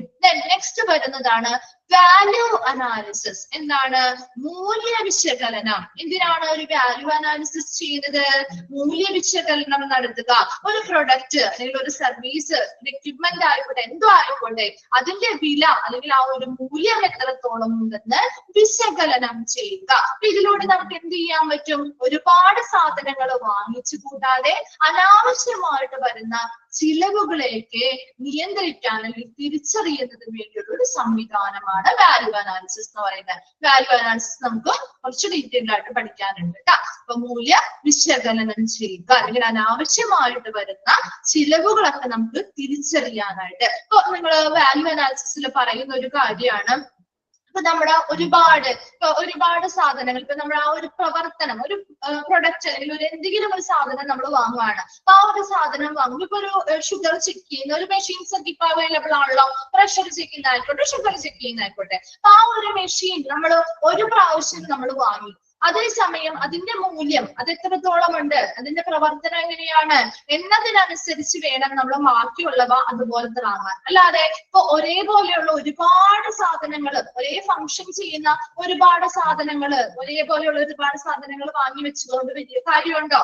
അതായത് എല്ലാത്തിന്റെ ഒരു ഫംഗ്ഷൻ എന്ന് പറയുന്നത് അല്ലെങ്കിൽ പ്രവർത്തനം എന്ന് പറയുന്നത് നമുക്കൊന്നില്ലെങ്കിൽ BP ചെക്ക് ചെയ്യുക അല്ലെങ്കിൽ ഷുഗർ ചെക്ക് ചെയ്യുക എന്നുള്ളതായിരിക്കാം. അപ്പൊ അതിന്റെ തന്നെ പല വിധത്തിലുള്ള വെറൈറ്റി നമ്മൾ കുറെ വാങ്ങിച്ചു വെച്ചത് കൊണ്ട് കാര്യമുണ്ടോ? ഏതൊരു വസ്തുവിനാണോ കൂടുതൽ മൂല്യമുള്ളത് അല്ലെങ്കിൽ ഏതൊരു വസ്തുവാണോ നന്നായി പ്രവർത്തിക്കുന്നത് അതിനനുസരിച്ചായിരിക്കണം നമ്മൾ സാധനങ്ങൾ പർച്ചേസ് ചെയ്യേണ്ടത്, അല്ലെ? അതാണ് വാല്യൂ അനാലിസിസിൽ. അനാവശ്യമായിട്ടുള്ള ചെലവുകൾ നമുക്ക് അതിൽ നിന്ന് കുറയ്ക്കാൻ പറ്റും. ഏറ്റവും നന്നായിട്ട് ബെസ്റ്റ് ആയിട്ട് നല്ല മൂല്യമുള്ള പ്രൊഡക്റ്റ് ഏതാണ്, ഇപ്പൊ വിപണിയിൽ നല്ല രീതിയിൽ പ്രവർത്തിക്കുന്ന പ്രൊഡക്റ്റ് ഏതാണ്, അതിന്റെ മൂല്യം വാല്യൂ എത്രത്തോളം ഉണ്ട്, നന്നായിട്ട് ഫംഗ്ഷൻ ചെയ്യുന്നുണ്ടോ എന്നതിനനുസരിച്ചായിരിക്കണം പ്രൊഡക്റ്റുകൾ പർച്ചേസ് ചെയ്യേണ്ടത് അല്ലെങ്കിൽ മെറ്റീരിയൽസ് പർച്ചേസ് ചെയ്യേണ്ടത്. ലാസ്റ്റ് വരുന്നതാണ് ഡിസ്പോസൽ. എന്താണ് ഡിസ്പോസൽ? എന്താണ് ഡിസ്പോസൽ എന്ന് പറഞ്ഞാല്? ഡിസ്പോസൽ എന്ന് പറഞ്ഞാൽ ഇതിന് ഏത് പ്രൊഡക്റ്റിന് വേണ്ടിയിട്ടുള്ള സ്ഥലമാണ് ഡിസ്പോസല്? വേസ്റ്റ് അല്ലെ, കളയുക അല്ലെങ്കിൽ നിർമ്മാർജ്ജനം ചെയ്യുക എന്നുള്ളതാണ് ഡിസ്പോസലിന്റെ മീനിങ് വരുന്നത്, അല്ലെ? അപ്പൊ ഇവിടെയാണെങ്കിൽ ഇപ്പൊ ഡിസ്പോസല് ഫാർമസിയുമായി ബന്ധപ്പെട്ടാണെങ്കിൽ എന്തിന്റെ ആയിരിക്കും ഡിസ്പോസൽ നടക്കുക? ഫാർമസിയുമായി ബന്ധപ്പെട്ടാണെങ്കിൽ മെഡിസിൻസ്, എക്സ്പയർഡ് ആയിട്ടുള്ള മെഡിസിൻസ്, അതുപോലെ യൂസ് ചെയ്തിട്ടുള്ള സിറിഞ്ച്, നീഡില് പോലെയുള്ളവയൊക്കെ അതുമായി ബന്ധപ്പെട്ട് വരുന്നതാണ്, അല്ലെ? അതുപോലെ തന്നെ ഇപ്പൊ പഴയ എക്യുപ്മെന്റ്സുകൾ, ഉപകരണങ്ങള്, അതൊക്കെ കേടുപാടുകൾ വന്നത് അല്ലെങ്കിൽ നമുക്ക് ഇനി പിന്നീട് ഉപയോഗിക്കാൻ പറ്റാത്തതായിട്ട് വരാണെങ്കിൽ അതുമൊക്കെ നമ്മൾ എന്ത് ചെയ്യുന്നുണ്ട്? ഡിസ്പോസ് ചെയ്യുന്നുണ്ട് അല്ലെങ്കിൽ നിർമ്മാർജ്ജനം ചെയ്യുന്നുണ്ട്. അത് അതാത് മെറ്റീരിയൽസിന്റെ എന്താണ്, എങ്ങനെയാണ് ഓരോ മെറ്റീരിയൽസും ഉള്ളത് അതിന്റെ സ്വഭാവം അനുസരിച്ചാണ് നമ്മൾ ഡിസ്പോസ് ചെയ്യുന്നത്. ചിലത് നമ്മൾ എന്ത് ചെയ്യും? മെഷീൻസ് ഒക്കെ ആണെങ്കിൽ നമ്മളെ ആർക്ക് കൊടുക്കാം? കേടുപാടുകൾ വന്ന മെഷീൻസ് കാര്യങ്ങളാണെങ്കിൽ നമ്മൾ എന്താ ചെയ്യാ? എന്താ ചെയ്യാറ്? കേടുപാടുകൾ വന്ന മെഷീൻസോ കാര്യങ്ങളൊക്കെ ആണെങ്കിൽ നമ്മളത് ആർക്ക് കൊടുക്കും? സ്ക്രാപ്പില്, അല്ലെ? മെയിന്റനൻസിന് വേണ്ടിയല്ല. മെയിന്റനൻസ് കഴിഞ്ഞ് നമുക്ക് അതൊന്നും പറ്റുന്നില്ല, അതിന് ശരിയാവില്ല, ഉപയോഗിക്കാനേ പറ്റില്ല എന്നുള്ളൊരു കണ്ടീഷൻ വന്നാലും നമ്മൾ എന്ത് കൊടുക്കും? ഫ്രീ അല്ലെങ്കിൽ സ്ക്രാപ്പ് കൊടുക്കും, അല്ലെ? അതുപോലെ ഓരോ പ്ലാസ്റ്റിക് ആണെങ്കിൽ അതിൻ്റെതായ രീതിയിൽ അത് നിർമ്മാർജ്ജനം ചെയ്യണം. എങ്ങനെയാണോ പ്രോപ്പർ മെത്തേഡ് അതിനനുസരിച്ച് ഈ വരുന്ന എല്ലാ വേസ്റ്റുകളും എന്ത് ചെയ്യുക? നിർമ്മാർജ്ജനം ചെയ്യുക. ഇതെല്ലാം ആരുടെ ഫംഗ്ഷൻസിൽ വരുന്നതാണ്? മെറ്റീരിയൽ മാനേജ്മെന്റിന്റെ ഫംഗ്ഷൻസിൽ വരുന്നതാണ്. എന്തൊക്കെയാണെന്ന് ഒന്നുകൂടി നോക്കാം നമുക്ക്. മെറ്റീരിയൽസിനെ കുറിച്ചുള്ള ഓരോരോ ഡിപ്പാർട്ട്മെന്റിലും എന്തൊക്കെ മെറ്റീരിയൽസ് ആണ് ആവശ്യമായി വരുന്നത് അതിനനുസരിച്ച് കൃത്യമായിട്ട് പ്ലാനിങ് ചെയ്യുക അല്ലെങ്കിൽ ആസൂത്രണം നടത്തി ബഡ്ജറ്റുകൾ തയ്യാറാക്കുക. ഈ തയ്യാറാക്കിയ ബഡ്ജറ്റ് പ്രകാരം സാധനങ്ങൾ പർച്ചേസ് ചെയ്യുക, വാങ്ങുക, അല്ലെ? വാങ്ങി പർച്ചേസിങ് കഴിഞ്ഞ് വരുന്ന ഓരോ സാധനങ്ങളും റിസീവ് ചെയ്യുക അല്ലെങ്കിൽ സ്വീകരിക്കുക, അത് പരിശോധനകൾ നടത്തി സ്റ്റോക്ക് ചെയ്യുക, അതിനുശേഷം അതാത് വിഭാഗങ്ങളിലേക്ക് വിതരണം ചെയ്യുക. നെക്സ്റ്റ് ഇൻവെന്ററി കൺട്രോള്, വിവര പട്ടികകൾ അല്ലെങ്കിൽ സ്റ്റോക്ക് ലിസ്റ്റുകൾ തയ്യാറാക്കുക. അതിപ്പോ സ്റ്റോറുമായി ബന്ധപ്പെട്ടുള്ളത് തന്നെയാവാം, അല്ലെങ്കിൽ അതാത് ഡിപ്പാർട്ട്മെന്റുകളിൽ എന്തൊക്കെ മെറ്റീരിയൽസ് ആണുള്ളത്, എത്ര എണ്ണമുണ്ട് എന്നുള്ള രീതിയിലുള്ള എല്ലാ മൊത്തത്തിലുള്ള വിവര പട്ടികകൾ തയ്യാറാക്കുകയും നിയന്ത്രിക്കുകയും ചെയ്യുക. ദെൻ കോസ്റ്റ് റിഡക്ഷൻ, ചിലവുകൾ കുറയ്ക്കുക അല്ലെങ്കിൽ ചിലവ് ചുരുക്കുക. കോസ്റ്റ് റിഡക്ഷൻ എന്താ ചെയ്യുന്നത്? നമ്മൾ പറഞ്ഞേ ഓൾറെഡി ഉള്ള മെറ്റീരിയൽസ് തന്നെ റീയൂസ് ചെയ്ത് ഉപയോഗിക്കുക, സ്റ്റാൻഡേർഡ് ആയിട്ടുള്ള മെഷീൻസ് ഉപകരണങ്ങളൊക്കെ ഉപയോഗിക്കുക, അനാവശ്യമായിട്ടുള്ള സാധനങ്ങൾ വാങ്ങിക്കാതിരിക്കുക. അതിലൂടെയൊക്കെ നമുക്ക് കോസ്റ്റ് കുറയ്ക്കാൻ പറ്റും. ഇനി വാല്യൂ അനാലിസിസ് എന്ന് പറഞ്ഞാൽ എന്താണ്? നമുക്ക് അനാവശ്യമായിട്ടുള്ള പൈസ അല്ലെങ്കിൽ പണം ചിലവാവുന്നത് കുറയ്ക്കാൻ വേണ്ടിയിട്ടുള്ള ഒരു മെത്തേഡാണ് വാല്യൂ അനാലിസിസ്. ഓരോ മെറ്റീരിയൽസിന്റെയും നിലവിലുള്ള മൂല്യം എത്രത്തോളം ഉണ്ട്, അതെങ്ങനെ പ്രവർത്തിക്കുന്നു, എത്ര നാള് നിലനിൽക്കുന്നു എന്ന രീതിയിലുള്ള എല്ലാ കാര്യങ്ങളും കൺസിഡർ ചെയ്ത് അതിന്റെ പ്രവർത്തനത്തിനനുസരിച്ചുള്ള മൂല്യം എന്താണെന്ന് മനസ്സിലാക്കി അതിനനുസരിച്ചുള്ള പ്രൊഡക്റ്റുകൾ അല്ലെങ്കിൽ മെറ്റീരിയൽസ് ആയിരിക്കണം പർച്ചേസ് ചെയ്യേണ്ടത്. നെക്സ്റ്റ് വരുന്നതാണ് ഡിസ്പോസൽ, നിർമ്മാർജ്ജനം ചെയ്യുക. അതാത് മെറ്റീരിയൽ വേസ്റ്റ് വരുന്ന അതാത് സാധനങ്ങൾ അതിൻ്റെതായ പ്രോപ്പർ വേയിലൂടെ തന്നെ ഡിസ്പോസലുകളിൽ നിർമ്മാർജ്ജനം ചെയ്യുക. ക്ലിയർ ആണോ? Functions of material management. Okay, പിന്നെ നെക്സ്റ്റ് വരുന്നതാണ് different types of materials in hospital. ഒരു ഹോസ്പിറ്റലില് വരുന്ന പലതരത്തിലുള്ള മെറ്റീരിയൽസ് ഉണ്ട് അല്ലെ. അവയെല്ലാം നമുക്ക് കുറച്ചൊന്ന് കാര്യങ്ങളൊന്നും നമുക്ക് പഠിക്കാം.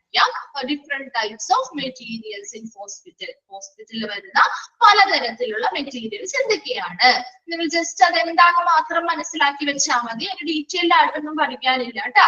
ജസ്റ്റ് എന്താണ് ഇതിൽ ഉൾപ്പെടാത്തത് ഏതാണ് അല്ലെങ്കിൽ ഉൾപ്പെടുന്ന ഏതാണ്, എല്ലാം ഉൾപ്പെടുന്നുണ്ട് അല്ലെ. അതുകൊണ്ട് തന്നെ ഉൾപ്പെടാത്തത് ഏതാണെന്നുള്ളൊരു പ്രസക്തി ഇതിൽ വരുന്നില്ല. കൂടുതലും എല്ലാം ഏതൊക്കെ ഉൾപ്പെടുന്നു എന്താണുള്ള രീതിയിൽ ചോദിക്കാറുണ്ട് കേട്ടോ. അങ്ങനെ എന്തെങ്കിലും ഒന്നോ രണ്ടോ ആ ഒരു രണ്ട് ടൈപ്പിൽ ഏതെങ്കിലും ഒരു രീതിയിലുള്ള ക്വസ്റ്റ്യൻ ആണ് ഉണ്ടാവാറ്. അല്ലാതെ ഡീറ്റെയിൽഡ് ആയിട്ടുള്ള കാര്യങ്ങൾ അതിൽ ഏതൊക്കെ വരുന്നു അല്ലെങ്കിൽ അത് ഒരു എക്യുപ്മെന്റ് എന്ന് പറഞ്ഞാൽ ആ എക്യുപ്മെന്റ്സിൽ ഏതൊക്കെ വരും എന്നുള്ള രീതിയിലുള്ള ക്വസ്റ്റ്യൻസ് ഒന്നും ഡീറ്റെയിൽ ആയിട്ട് വരില്ല. ജസ്റ്റ് ഒന്ന് മനസ്സിലാക്കി വെച്ചാൽ മതി ഏതൊക്കെയാണ് വരുന്നത്. നോക്കിയേ, ഫസ്റ്റ് വൺ ആണ് എക്യുപ്മെന്റ്സ്, ഉപകരണങ്ങൾ അല്ലെ. ഹോസ്പിറ്റലുമായി ബന്ധപ്പെട്ട് വരുന്ന എല്ലാ ഉപകരണങ്ങളും, അതിൽ സർജിക്കൽ ആയിട്ടുള്ള ഉപകരണങ്ങൾ വരെയും ഉൾപ്പെടുന്നുണ്ട്. അപ്പൊ സർജിക്കൽ ആയിട്ടുള്ള ഉപകരണങ്ങൾ ഉൾപ്പെടെയുള്ള ഹോസ്പിറ്റലിലുള്ള എല്ലാ ഉപകരണങ്ങളും ഹോസ്പിറ്റൽ മെറ്റീരിയൽസിൽ ഉൾപ്പെടുന്നു. രണ്ടാമതായി പറയുന്നത് മെഷീൻസ് അല്ലെ, യന്ത്രങ്ങള്. അതിലും അതുപോലെ തന്നെ സർജിക്കൽ ആയിട്ട് ഉപയോഗിക്കുന്ന മെഷീൻസുകൾ ഉൾപ്പെട്ടിട്ടുള്ള എല്ലാ ഹോസ്പിറ്റൽ മെഷീൻസ് അല്ലെങ്കിൽ യന്ത്രങ്ങളോ എന്തിൽ വരുന്നുണ്ട്? ഹോസ്പിറ്റൽ മെറ്റീരിയൽസിൽ വരുന്നുണ്ട്. മൂന്നാമതായി പറയുന്നതാണ് പ്രിന്റിംഗ് ആൻഡ് സ്റ്റേഷനറി. നോക്കിയേ, ഇത് നിങ്ങൾക്ക് എന്താണ് പ്രിന്റിംഗ് ആൻഡ് സ്റ്റേഷനറിയുമായി ബന്ധപ്പെട്ട മെറ്റീരിയൽസ് വരിക? എന്തെങ്കിലും വരുമോ? നമ്മൾ ആ ഒരു ഹോസ്പിറ്റലിൽ ചെല്ലുമ്പോ നേരെ ഒരു എക്സാമ്പിൾ പറയാണ് കേട്ടോ, നിങ്ങളൊന്ന് കണക്ട് ചെയ്യാൻ വേണ്ടിട്ടാ. എന്താണ്? ബില്ലിംഗ് വരും അല്ലെ. ബില്ലുകൾ തരുന്നുണ്ട് നമുക്ക്, അപ്പോയിന്റ്മെന്റ് കാർഡുകൾ തരുന്നുണ്ട്, കവറുകൾ തരുന്നുണ്ട് അല്ലെ. അപ്പൊ അതൊക്കെ പ്രിന്റിംഗുമായി. അതുപോലെ വേറെ എന്തെങ്കിലും കിട്ടുന്നുണ്ടോ? ബില്ലിംഗ് പോലെ, ബില്ല് പോലെയൊക്കെയുള്ള ഫയലുകള്. ഫയലുകൾ വരാം. പിന്നെ എന്താണ്? പിന്നെ എന്താ ഒന്നാലോചിച്ച് നോക്കി. ബാഡ്ജ്. പിന്നെ എന്തൊക്കെ കിട്ടാം നമുക്ക് പ്രിന്റിങ്ങുമായി ബന്ധപ്പെട്ട്? റിസൾട്ടുകള്, റിപ്പോർട്ടുകള് അല്ലെ. അപ്പൊ അതൊക്കെ എന്താണ്? പ്രിന്റിങ്ങുമായി ബന്ധപ്പെട്ട് വരുന്ന മെറ്റീരിയൽസ് അല്ലേ. അപ്പൊ അവയെല്ലാം പ്രിന്റിംഗില് വരുന്നതാണ്. ഓക്കെ, മെഡിസിൻസ്, പ്രിസ്ക്രിപ്ഷൻസ് പോലുള്ള ഒരുപാട് സാധനങ്ങളുണ്ട് അല്ലെ. അപ്പൊ അതെല്ലാം പ്രിന്റിങ്ങുമായി ബന്ധപ്പെട്ട് വരുന്നതാണ്. ഇനി സ്റ്റേഷനറിയുമായി ബന്ധപ്പെട്ട് എന്തൊക്കെ വരാം? സ്റ്റേഷനറിയുമായി ബന്ധപ്പെട്ട് എന്തൊക്കെ വരാം?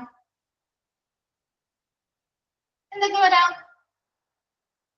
നമ്മൾ ആ ഒരു അപ്പോയിന്റ്മെന്റ് ആണെങ്കിൽ ഡോക്ടേഴ്സ് ആണെങ്കിലും ഒക്കെ എന്തിലാണ് അവർ എഴുതുന്നത്? എന്തുപയോഗിച്ചാണ് എഴുതുന്നത്? എന്തുപയോഗിച്ചാണ് അവർ പ്രിസ്ക്രിപ്ഷനും കാര്യങ്ങളൊക്കെ നമുക്ക് എഴുതി തരുന്നത്? പെന്നുപയോഗിച്ച് അല്ലെ. അതുപോലെ എന്തിലാണ് അവർ എഴുതുന്നത്? എന്തിലാണ് എഴുതുന്ന? പേപ്പർ അല്ലെങ്കിൽ ബുക്കുകള് അല്ലെ. അതുപോലെ ഫയലുകള്, റെക്കോർഡുകള്, ഇതുപോലെ ഒരുപാട് സാധനങ്ങൾ നമ്മുടെ സ്റ്റേഷനറിയുമായി ബന്ധപ്പെട്ട് വരുന്ന മെറ്റീരിയൽസ് ആണ് അല്ലെ. നോട്ട് പാഡ്, ഒരുപാട് സാധനങ്ങൾ ഉണ്ട് അല്ലെ. അതൊക്കെ സ്റ്റേഷനറിയുമായി ബന്ധപ്പെട്ട് വരുന്ന മെറ്റീരിയൽസ് ആണ്. നെക്സ്റ്റ് വരുന്നതാണ് ഹൗസ് കീപ്പിംഗുമായി ബന്ധപ്പെട്ട് ഏതൊക്കെ വരാം? Linen and chemicals. എന്താണ് ലിനൻ? ഹോസ്പിറ്റൽ ലിനൻ എന്ന് പറഞ്ഞാൽ എന്താണ്? നമ്മൾ പഠിച്ചതല്ലേ. എന്താണ് ഹോസ്പിറ്റൽ ലിനൻ? ലിനൻ എന്ന് പറയുമ്പോ ബെഡ്ഷീറ്റുകൾ വരാം. ഹോസ്പിറ്റലുമായി ബന്ധപ്പെട്ട എല്ലാ തുണിത്തരങ്ങളെയും നമ്മൾ ലിനൻ എന്നാണ് പറയുന്നത് അല്ലെ. എല്ലാ തുണിത്തരങ്ങളും, നമ്മുടെ ക്ലോത്ത്സ് എല്ലാം, ഹോസ്പിറ്റലുമായി ബന്ധപ്പെട്ട എല്ലാ ക്ലോത്ത്സും നമുക്ക് ലിനൻ എന്ന് പറയാം. അതുപോലെ തന്നെ കെമിക്കൽസ്. ഇപ്പൊ നമ്മുടെ ഹൗസ് കീപ്പിംഗുമായി ബന്ധപ്പെട്ട് നമുക്കൊരു ചാപ്റ്റർ ഹൗസ് കീപ്പിംഗ് എന്ന് പറഞ്ഞ ചാപ്റ്റർ പഠിക്കാനുണ്ട് കേട്ടോ. അപ്പൊ അവിടെ ഡീറ്റെയിൽസ് ആയിട്ട് പറയാം. നമുക്ക് കെമിക്കൽസുകൾ ഉണ്ട് അല്ലെ. അപ്പൊ നമ്മളിപ്പോ വീടുകളാണെങ്കിലും അല്ലെങ്കിൽ ഹോസ്പിറ്റൽ ആണെങ്കിലും ഒക്കെ നീറ്റ് ആൻഡ് ക്ലീൻ ആയിട്ട് ഇടാനായിട്ട് നമുക്ക് ക്ലീനിങ്ങിന് വേണ്ടിയിട്ടുള്ള സാധനങ്ങൾ, ലോഷൻസ്, ലിക്വിഡുകള് പോലെയുള്ള കുറെ സാധനങ്ങൾ ആവശ്യമാണ്. ഡിറ്റർജന്റുകൾ, ഒരുപാട് സാധനങ്ങൾ വരും അല്ലെ. അപ്പൊ അവയെല്ലാമാണ് ഹൗസ് കീപ്പിംഗിൽ വരുന്ന ലിനൻ ആൻഡ് കെമിക്കൽസ് എന്ന് പറയുന്നത്. ഇവയെല്ലാം ഹോസ്പിറ്റലിലെ മെറ്റീരിയൽസ് ആണ്. നെക്സ്റ്റ് വരുന്നതാണ് ഡയറ്ററി. ഡയറ്ററി ഡിപ്പാർട്ട്മെന്റ് പഠിച്ചില്ലേ? എന്തൊക്കെയായിരുന്നു ഡയറ്ററി ഡിപ്പാർട്ട്മെന്റിൽ? എന്തൊക്കെ വരാം മെറ്റീരിയൽസ്? ഫുഡുമായി ബന്ധപ്പെട്ട് വരുന്ന കാര്യങ്ങൾ അല്ലെ. നമ്മൾ ഫുഡുമായിട്ട് നമ്മൾ അവിടെ പറഞ്ഞിരുന്നു, നമ്മൾ ഓൾറെഡി സ്റ്റേ ചെയ്യുന്ന അല്ലെങ്കിൽ അഡ്മിറ്റ് ആയി സ്റ്റേ ചെയ്യുന്ന ആളുകൾക്ക് നമ്മൾ ഫുഡ് പ്രൊവൈഡ് ചെയ്യാറുണ്ട് ഡിപ്പാർട്ട്മെന്റുമായി ബന്ധപ്പെട്ട്. അതുപോലെ തന്നെ ക്യാൻറ്റീനുകൾ പ്രവർത്തിക്കുന്നുണ്ട് അല്ലെ. ഇതെല്ലാം ആ ഒരു ഡിപ്പാർട്ട്മെന്റുമായി ബന്ധപ്പെട്ട് വരുന്ന കാര്യങ്ങൾ അല്ലെ. അപ്പൊ അവിടെ നമുക്ക് എന്താണ് നമ്മുടെ കിച്ചണുകളിൽ ഉപയോഗിക്കുന്ന പോലെയുള്ള ഒരുപാട് സാധനങ്ങൾ അവിടെ ആവശ്യമായിട്ട് വരില്ലേ. ഫുഡ് പ്രിപ്പയർ ചെയ്യാനായിട്ട് ഗ്രൈൻഡേഴ്സ് വേണം, മിക്സി വേണം, അതുപോലെ ഒത്തിരി പാത്രങ്ങൾ വേണം, അതുമായി ബന്ധപ്പെട്ട കുറെ എക്യുപ്മെന്റ്സ്, ഉപകരണങ്ങൾ, മെഷീൻസ് ഒക്കെ വേണം അല്ലെ. അപ്പൊ അതെല്ലാം ഡയറ്ററി ഡിപ്പാർട്ട്മെന്റുമായി ബന്ധപ്പെട്ട് വരുന്ന ഹോസ്പിറ്റൽ മെറ്റീരിയൽസ് ആണ്. Then electrical and spare parts അല്ലെ. ഇലക്ട്രിക്കൽ ആൻഡ് സ്പെയർ പാർട്സുകള് നമ്മുടെ അവിടെ ഇലക്ട്രിക്കൽ ആയിട്ടുള്ള കാര്യങ്ങളൊക്കെ ചെയ്തിട്ടുണ്ടാവാലോ ഹോസ്പിറ്റലില്. സ്വിച്ച് വരാം, ബൾബ് വരാം, വയറുകൾ വരാം, ഇതുപോലെയുള്ള ഇലക്ട്രിക്കൽ സംബന്ധമായിട്ടുള്ള എല്ലാ ഉപകരണങ്ങളും വരുന്നുണ്ട്.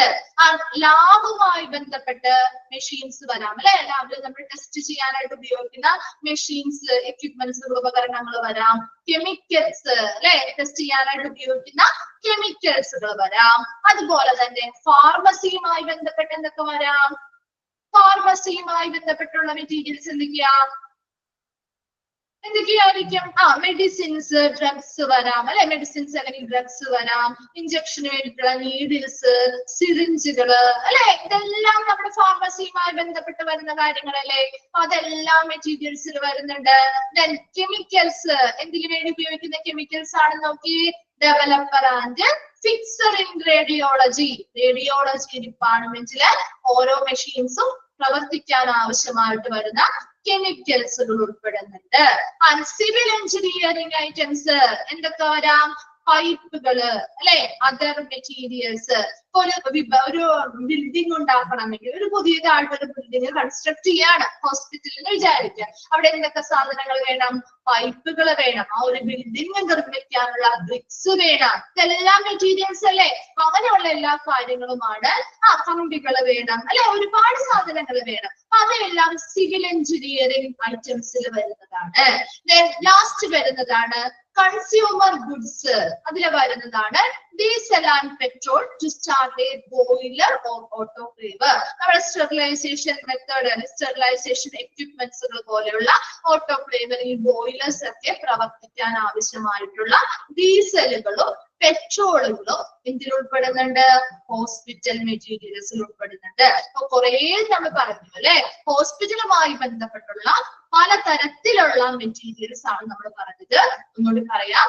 എക്യുപ്മെന്റ്സുകൾ അല്ലെങ്കിൽ ഉപകരണങ്ങള് ഹോസ്പിറ്റലിലെ സർജറി വരെ ഉൾപ്പെടുന്ന, സർജറി മുഴുവൻ ഉൾപ്പെടുന്ന രീതിയിലുള്ള എല്ലാ എക്യുപ്മെന്റ്സുകളും, എല്ലാ ഉപകരണങ്ങളും ഉൾപ്പെടുന്നുണ്ട്. രണ്ടാമതായി പറയുന്നത് മെഷീൻസ് അല്ലെങ്കിൽ യന്ത്രങ്ങള്, സർജറിയുമായി ബന്ധപ്പെട്ടവ ഉൾപ്പെടുന്ന രീതിയിലുള്ള മെഷീനുകള് അല്ലെങ്കിൽ യന്ത്രങ്ങൾ ഉൾപ്പെടുന്നുണ്ട്. പ്രിന്റിംഗ് ആൻഡ് സ്റ്റേഷനറിയുമായി ബന്ധപ്പെട്ട മെറ്റീരിയൽസ്, ഹൗസ് കീപ്പിംഗുമായി ബന്ധപ്പെട്ടുള്ള തുണിത്തരങ്ങൾ അല്ലെങ്കിൽ ലിനനും കെമിക്കൽസ്, നമ്മുടെ ലോഷൻസ്, അതുപോലെയുള്ള കെമിക്കൽ ലോഷൻസ് അല്ലെ, ക്ലീനിങ് ലിക്വിഡുകള്, ഇവയെല്ലാം ഉൾപ്പെടുന്നുണ്ട്. അതുപോലെ ഡയറ്ററി ഡിപ്പാർട്ട്മെന്റുമായി ബന്ധപ്പെട്ട് വരുന്ന ഫുഡ് ഉണ്ടാക്കുന്നതിനും അത് വിതരണം ചെയ്യുന്നതിനും ഒക്കെ ആവശ്യമായിട്ട് വരുന്ന ഒരുപാട് എക്യുപ്മെന്റ്സുകളും മെറ്റീരിയൽസും ഉണ്ട് അല്ലെ. Then electrical and spare parts. Electrical പരമായിട്ടുള്ള സ്വിച്ച് ആവാം, വയറുകളാവാം, ബൾബ് ആവാം, അങ്ങനെ ഒരുപാട് സാധനങ്ങൾ അതിൽ വരുന്നുണ്ട്. ദെൻ ലാബുമായി ബന്ധപ്പെട്ടുള്ള എക്യുപ്മെന്റ്സ്, അതുപോലെ തന്നെ കെമിക്കൽസ്, ദെൻ ഫാർമസിയുമായി ബന്ധപ്പെട്ട മെഡിസിൻസ് അല്ലെങ്കിൽ ഡ്രഗ്സ്, എന്താണ് നീഡിൽസ്, സിറിഞ്ചുകള് പോലെയുള്ള അതിലായ ഒരുപാട് സാധനങ്ങള്. കെമിക്കൽസ് എന്ന് പറഞ്ഞാൽ റേഡിയോളജി ഡിപ്പാർട്ട്മെന്റിലെ മെഷീൻസ് ഒക്കെ പ്രവർത്തിക്കുന്നതിന് വേണ്ടിയുള്ള കെമിക്കലുകള്. അതുപോലെ സിവിൽ എഞ്ചിനീയറിംഗ് ഐറ്റംസ് ആയിട്ടുള്ള പൈപ്പുകൾ വരാം, ബ്രിക്സ് വരാം അല്ലെ. ഇപ്പൊ നമ്മൾ ഓൾറെഡി നിങ്ങൾ പറഞ്ഞു കമ്പികൾ വരാം. ഒരുപാട് സാധനങ്ങൾ അതുമായി ബന്ധപ്പെട്ട് വരുന്നുണ്ട്. ദെൻ കൺസ്യൂമർ ഗുഡ്സിൽ വരുന്നത് ബോയിലർ അല്ലെങ്കിൽ ഓട്ടോക്ലേവ് പോലെയുള്ള സ്റ്റെറിലൈസേഷൻ എക്യുപ്മെന്റ്സുകൾ പ്രവർത്തിപ്പിക്കാൻ ആവശ്യമായിട്ടുള്ള ഡീസലുകൾ, പെട്രോളുകൾ മുതലായവ ഹോസ്പിറ്റലിലെ പലതരത്തിലുള്ള മെറ്റീരിയൽസിൽ ഉൾപ്പെടുന്നു. ക്ലിയർ ആണോ? അത് different types of materials in hospital. Okay. Next വരുന്നതാണ് integrated materials management, that is IMM, integrated materials management. അത് ഷോർട്ട് ഫോം ചോദിച്ചിട്ട് എക്സ്പാൻഡ് ചെയ്യാനായിട്ട് ചോദിക്കാട്ടോ. IMM-ന്റെ എക്സ്പാൻഡ് ഫോം എന്താണ് എന്ന് ചോദിക്കാട്ടോ. Integrated materials management, integrated materials management. Okay, നോക്കി. IMM is a close coordination of all departments which are related with the utilization of materials. എന്താണ് ഒരു IMM എന്ന് പറയുന്നത്? മെറ്റീരിയൽസിന്റെ ഉപയോഗവുമായി ബന്ധപ്പെട്ട് എല്ലാ ഡിപ്പാർട്ട്മെന്റുകളുടെയും ഒരു ഏകോപനമാണ് IMM. ഇതാണ് മെറ്റീരിയൽസിന്റെ ഉപയോഗവുമായി ബന്ധപ്പെട്ട് എല്ലാ ഡിപ്പാർട്ട്മെന്റുകളുടെയും ഒരു ഏകോപനം, കോർഡിനേഷൻ ആണ് IMM എന്ന് പറയുന്നത്. And everything merged under one head now, example purchasing, storing, etc. under materials manager. എല്ലാം ഒരു തലവന് കീഴിൽ ലയിപ്പിച്ചിരിക്കുന്നു. എവരിതിങ് എല്ലാം മെർജ് ചെയ്തിരിക്കുന്ന എല്ലാം ലയിപ്പിച്ചിരിക്കുന്നത് വൺ ഹെഡ്, ഒരു തലവന്റെ കീഴിലാണ്. ആ തലവനെ വിളിക്കുന്ന പേരെന്താണ്? Materials manager. മെറ്റീരിയൽസ് മാനേജർ എന്ന് പറയുന്ന ഹെഡിന് കീഴിലായിട്ടായിരിക്കും എല്ലാ കാര്യങ്ങളും ലയിപ്പിച്ചിരിക്കുന്നത്. അതായത് ഇപ്പൊ സാധനങ്ങൾ പർച്ചേസ് ചെയ്യുക, സ്റ്റോർ ചെയ്യുക മുതലായ എല്ലാ കാര്യങ്ങളും ആരുടെ കീഴിലായിരിക്കും? ഏത് ഹെഡിന്റെ കീഴിലായിരിക്കും? മെറ്റീരിയൽസ് മാനേജറിന്റെ കീഴിലായിരിക്കും. നോക്കി, ഇന്റഗ്രേറ്റഡ് മെറ്റീരിയൽസ് മാനേജ്മെന്റ് അല്ലെങ്കിൽ IMM എന്താണ് ഇവിടെ ഉദ്ദേശിക്കുന്നത്? അതായത് ഓരോ ഡിപ്പാർട്ട്മെന്റും, ഹോസ്പിറ്റലിൽ പല ഡിപ്പാർട്ട്മെന്റുകൾ ഉണ്ട് അല്ലെ, ആ ഓരോ ഡിപ്പാർട്ട്മെന്റിനും വ്യത്യസ്തമായിട്ടുള്ള മെറ്റീരിയൽസും അവർ ഉപയോഗിക്കുന്നുണ്ട്. അപ്പൊ ഓരോ ഡിപ്പാർട്ട്മെന്റും അവരുടേതായ മെറ്റീരിയൽസ് സ്വന്തമായിട്ട് പർച്ചേസ് ചെയ്യാതെ മറിച്ച് എന്താ, ഈ ഇന്റഗ്രേറ്റഡ് മെറ്റീരിയൽ മാനേജ്മെന്റ് അല്ലെങ്കിൽ സംയോജിതമായിട്ടുള്ള ഈ ഒരു മാനേജ്മെന്റിലൂടെ എല്ലാ ഡിപ്പാർട്ട്മെന്റുകളെയും സംയോജിപ്പിച്ചുകൊണ്ട് അല്ലെങ്കിൽ എല്ലാ ഡിപ്പാർട്ട്മെന്റുകളെയും കോർഡിനേറ്റ് ചെയ്തുകൊണ്ട് എന്ത് ചെയ്യുന്നു? ഈ മെറ്റീരിയൽസ് മാനേജർ ആണ് എന്ത് ചെയ്യുന്നത്? അവർക്ക് ആവശ്യമായിട്ടുള്ള സാധനങ്ങൾ പർച്ചേസ് ചെയ്യുന്നതും സ്റ്റോർ ചെയ്യുന്നതും വിതരണം ചെയ്യുന്നതും. ക്ലിയർ ആയോ? IMM എന്ന് പറയുന്നത് എന്താണ്? ഓരോ ഡിപ്പാർട്ട്മെന്റും അവർ ഉപയോഗിക്കുന്ന ആ ഒരു മെറ്റീരിയൽസിനനുസരിച്ച് അവർ സ്വന്തമായിട്ട് പർച്ചേസ് ചെയ്യാതെ ഈ IMM ആണ് ഹോസ്പിറ്റലിൽ ഒത്തിരി ഡിപ്പാർട്ട്മെന്റുകൾ ഉണ്ടെങ്കിൽ ആ എല്ലാ ഡിപ്പാർട്ട്മെന്റുകളെയും ഏകോപിപ്പിച്ചുകൊണ്ട് ആ അതാത് ഡിപ്പാർട്ട്മെന്റുകൾക്ക് എന്തൊക്കെ സാധനങ്ങളാണോ വേണ്ടത് അതിനനുസരിച്ചുള്ള പർച്ചേസിങ്ങിനുള്ള ലിസ്റ്റും കാര്യങ്ങളും തയ്യാറാക്കി ആ സാധനങ്ങൾ പർച്ചേസ് ചെയ്യുന്നതും സ്റ്റോർ ചെയ്യുന്നതും അവർക്ക് അതാത് ഡിപ്പാർട്ട്മെന്റിലേക്ക് വിതരണം ചെയ്യുന്നതും ആരായിരിക്കും? IMM ആയിരിക്കും. ഇന്റഗ്രേറ്റഡ് മെറ്റീരിയൽസ് മാനേജ്മെന്റ് ആണ്. ക്ലിയർ ആയോ? ഇനി അതിൽ ആരാണ് ഹെഡ് എന്ന് പറയുന്നത്? മെറ്റീരിയൽസ് മാനേജർ ആയിരിക്കും ഹെഡ് എന്ന് പറയുന്നത്. അവരുടെ കീഴിലാണ് പർച്ചേസിംഗ് ആണെങ്കിലും സ്റ്റോറിംഗ് ആണെങ്കിലും ഡിസ്ട്രിബ്യൂഷൻ ആണെങ്കിലും ഒക്കെ നടക്കുന്നത്. ക്ലിയർ ആണോ? Integrated materials management. അപ്പൊ അത് ചോദിക്കാറുണ്ട്, എക്സ്പാൻഡഡ് ഫോം ചോദിക്കാറുണ്ട് കേട്ടോ, ഇമ്പോർട്ടന്റ് ആണ്. അപ്പൊ ഇന്റഗ്രേറ്റഡ് മെറ്റീരിയൽ മാനേജ്മെന്റ് എന്ന് പറയുമ്പോൾ ആ മെറ്റീരിയൽസിന്റെ ഉപയോഗവുമായി ബന്ധപ്പെട്ട് ഓരോ ഡിപ്പാർട്ട്മെന്റിനും ഏതൊക്കെ മെറ്റീരിയൽസ് ആണോ വേണ്ടത് ആ ഓരോ ഡിപ്പാർട്ട്മെന്റിൽ നിന്നും എല്ലാ കാര്യങ്ങളും കൃത്യമായിട്ട് കോർഡിനേറ്റ് ചെയ്ത് കൊണ്ടുവന്ന് അതാത് സാധനങ്ങൾ എന്തൊക്കെയാണോ അവർക്ക് വേണ്ടത് അത് പർച്ചേസ് ചെയ്യുക, അത് പർച്ചേസ് ചെയ്ത് അവർക്ക് വിതരണം ചെയ്യുന്നതും എല്ലാം നടക്കുന്നത് ഈ IMM ആയിരിക്കും. IMM-ന്റെ ഹെഡ് ആയിട്ടുള്ള മെറ്റീരിയൽസ് മാനേജർ ആണ് ഈ കാര്യങ്ങളുടെ എല്ലാത്തിന്റെയും ചുമതല ഉണ്ടായിരിക്കുന്നത്. അവരുടെ കീഴിലായിരിക്കും ഈ പർച്ചേസിങ്ങും സ്റ്റോറിങ്ങും അതുപോലെ ഡിസ്ട്രിബ്യൂഷനും എല്ലാം നടക്കുന്നത്. ക്ലിയർ ആണോ? ഇനി അതിലെ അഡ്വാൻറ്റേജസ് ഓഫ് IMM ആണ് ഇനി നെക്സ്റ്റ് വരുന്നത്. ആ IMM കൊണ്ടുള്ള അഡ്വാൻറ്റേജസ് അല്ലെങ്കിൽ ഗുണങ്ങൾ എന്തൊക്കെയാണ് നോക്കിയ. First one, better accountability or responsibility. മികച്ച ഉത്തരവാദിത്തം അല്ലെ, മികച്ച ഉത്തരവാദിത്തം ഉണ്ടാവും. എന്താണ് ഇവരെന്ന് പറഞ്ഞാൽ എന്താ? എല്ലാ ഡിപ്പാർട്ട്മെന്റുകളെയും കോർഡിനേറ്റ് ചെയ്യാണ് ഇവർ ചെയ്യുക അല്ലെ, ഏകോപിപ്പിക്കുകയാണ്. ഇപ്പൊ ഓരോ ഡിപ്പാർട്ട്മെന്റിനും കൃത്യമായിട്ട് സാധനങ്ങൾ അവരുടെ ഇല്ലാത്ത സാധനങ്ങൾ നോക്കി കൃത്യമായിട്ട് പർച്ചേസ് ചെയ്യണം, അത് അതിലേക്ക് എത്തിക്കണം അല്ലെ. അതിനു വേണ്ടിയുള്ള എല്ലാ കാര്യങ്ങളും ഉത്തരവാദിത്തത്തോടു കൂടി, മികച്ച ഉത്തരവാദിത്തത്തോടുകൂടി അല്ലെങ്കിൽ റെസ്പോൺസിബിലിറ്റിയോട് കൂടി ചെയ്തു കൊടുക്കുന്നു. അതാണ് ഒന്നാമത്തെ അഡ്വാൻറ്റേജ്. റെസ്പോൺസിബിൾ ആയിട്ടുള്ള ഒരാളുകളായിരിക്കും ഈ IMM അല്ലെങ്കിൽ ഇന്റഗ്രേറ്റഡ് മെറ്റീരിയൽ മാനേജ്മെന്റ് പറയുന്ന വിഭാഗം. അവർക്കായിരിക്കും അതിന്റെ റെസ്പോൺസിബിലിറ്റി സമയത്ത് കൃത്യമായിട്ടുള്ള ഏതൊക്കെ സാധനങ്ങളാണോ ഓരോ ഡിപ്പാർട്ട്മെന്റിലും വേണ്ടത് അത് കൃത്യമായി എത്തിച്ചു നൽകുക, പർച്ചേസ് ചെയ്ത് അത് ഡിസ്ട്രിബ്യൂട്ട് ചെയ്യുന്നത് വരെയുള്ള എല്ലാ കാര്യങ്ങളും അതിന് ഉത്തരവാദിത്തമുള്ളവര്, മികച്ച ഉത്തരവാദിത്തമുള്ളവര് IMM ആയിരിക്കും. രണ്ടാമതായി പറയുന്നത് coordination of activities in the department. ഡിപ്പാർട്ട്മെന്റിലുള്ള എല്ലാ പ്രവർത്തനങ്ങളുടെയും കോർഡിനേഷനെ ഏകോപിപ്പിക്കുക. അപ്പൊ ഡിപ്പാർട്ട്മെന്റില് അവരുടെ ഓരോ ആക്ടിവിറ്റീസും നടക്കുന്നത് അല്ലെങ്കിൽ ഓരോ പ്രവർത്തനങ്ങളും നടക്കുന്നത് മെറ്റീരിയൽസ് ഉപയോഗിച്ചുകൊണ്ടാണ് അല്ലെ. അപ്പൊ മെറ്റീരിയൽസുമായി ബന്ധപ്പെട്ട് വരുന്ന ഓരോ പ്രവർത്തനങ്ങളും കൃത്യമായിട്ട് അതാത് ഡിപ്പാർട്ട്മെന്റുകളെ ഏകോപിപ്പിക്കുകയും അത് കൃത്യമായിട്ട് അതേ സമയത്ത് എന്തൊക്കെ വേണം, എന്തൊക്കെ ഷോർട്ടേജ് ഉണ്ട് എന്നുള്ളത് അറിയിക്കുകയും അതിനനുസരിച്ച് ശരിയായ രീതിയിൽ ആ സാധനങ്ങൾ അവർക്ക് എത്തിച്ചു കൊടുക്കുക എന്നുള്ള എല്ലാ രീതിയിലുള്ള എല്ലാ കാര്യങ്ങളും കൃത്യമായിട്ട് കോർഡിനേറ്റ് ചെയ്യാൻ ഏകോപിപ്പിക്കുന്നത് ആരുടെ അഡ്വാൻറ്റേജ് ആണ്? IMM ആണ്. മൂന്നാമതായി പറയുന്നത് ബെറ്റർ പെർഫോമൻസ് അല്ലെങ്കിൽ മികച്ച പ്രകടനങ്ങള്. കൃത്യമായ സാധനങ്ങൾ പർച്ചേസ് ചെയ്യണം, കൃത്യമായ സമയത്ത് അവർക്ക് എത്തിക്കണം, കൃത്യമായ ക്വാണ്ടിറ്റിയിൽ എത്തിക്കണം, കൃത്യമായിട്ടുള്ള അളവുകളിൽ എത്തിക്കണം, അതുപോലെ തന്നെ കൃത്യമായ സമയത്തും എത്തിച്ചു നൽകണം. ഇതെല്ലാം ആരുടെ ബെറ്റർ പെർഫോമൻസ് ആണ്? മികച്ച പ്രകടനത്തിലൂടെയാണ് വരുന്നത്. IMM-ന്റെ മികച്ച പ്രകടനത്തിൽ വരുന്നതാണ്. Then materials information system is easy. അതിന് മുൻപ് നിങ്ങൾ ഒരു വേർഡ് ചേർത്തോ, management of materials information system is easy. Management of materials information system is easy. എന്താണ്?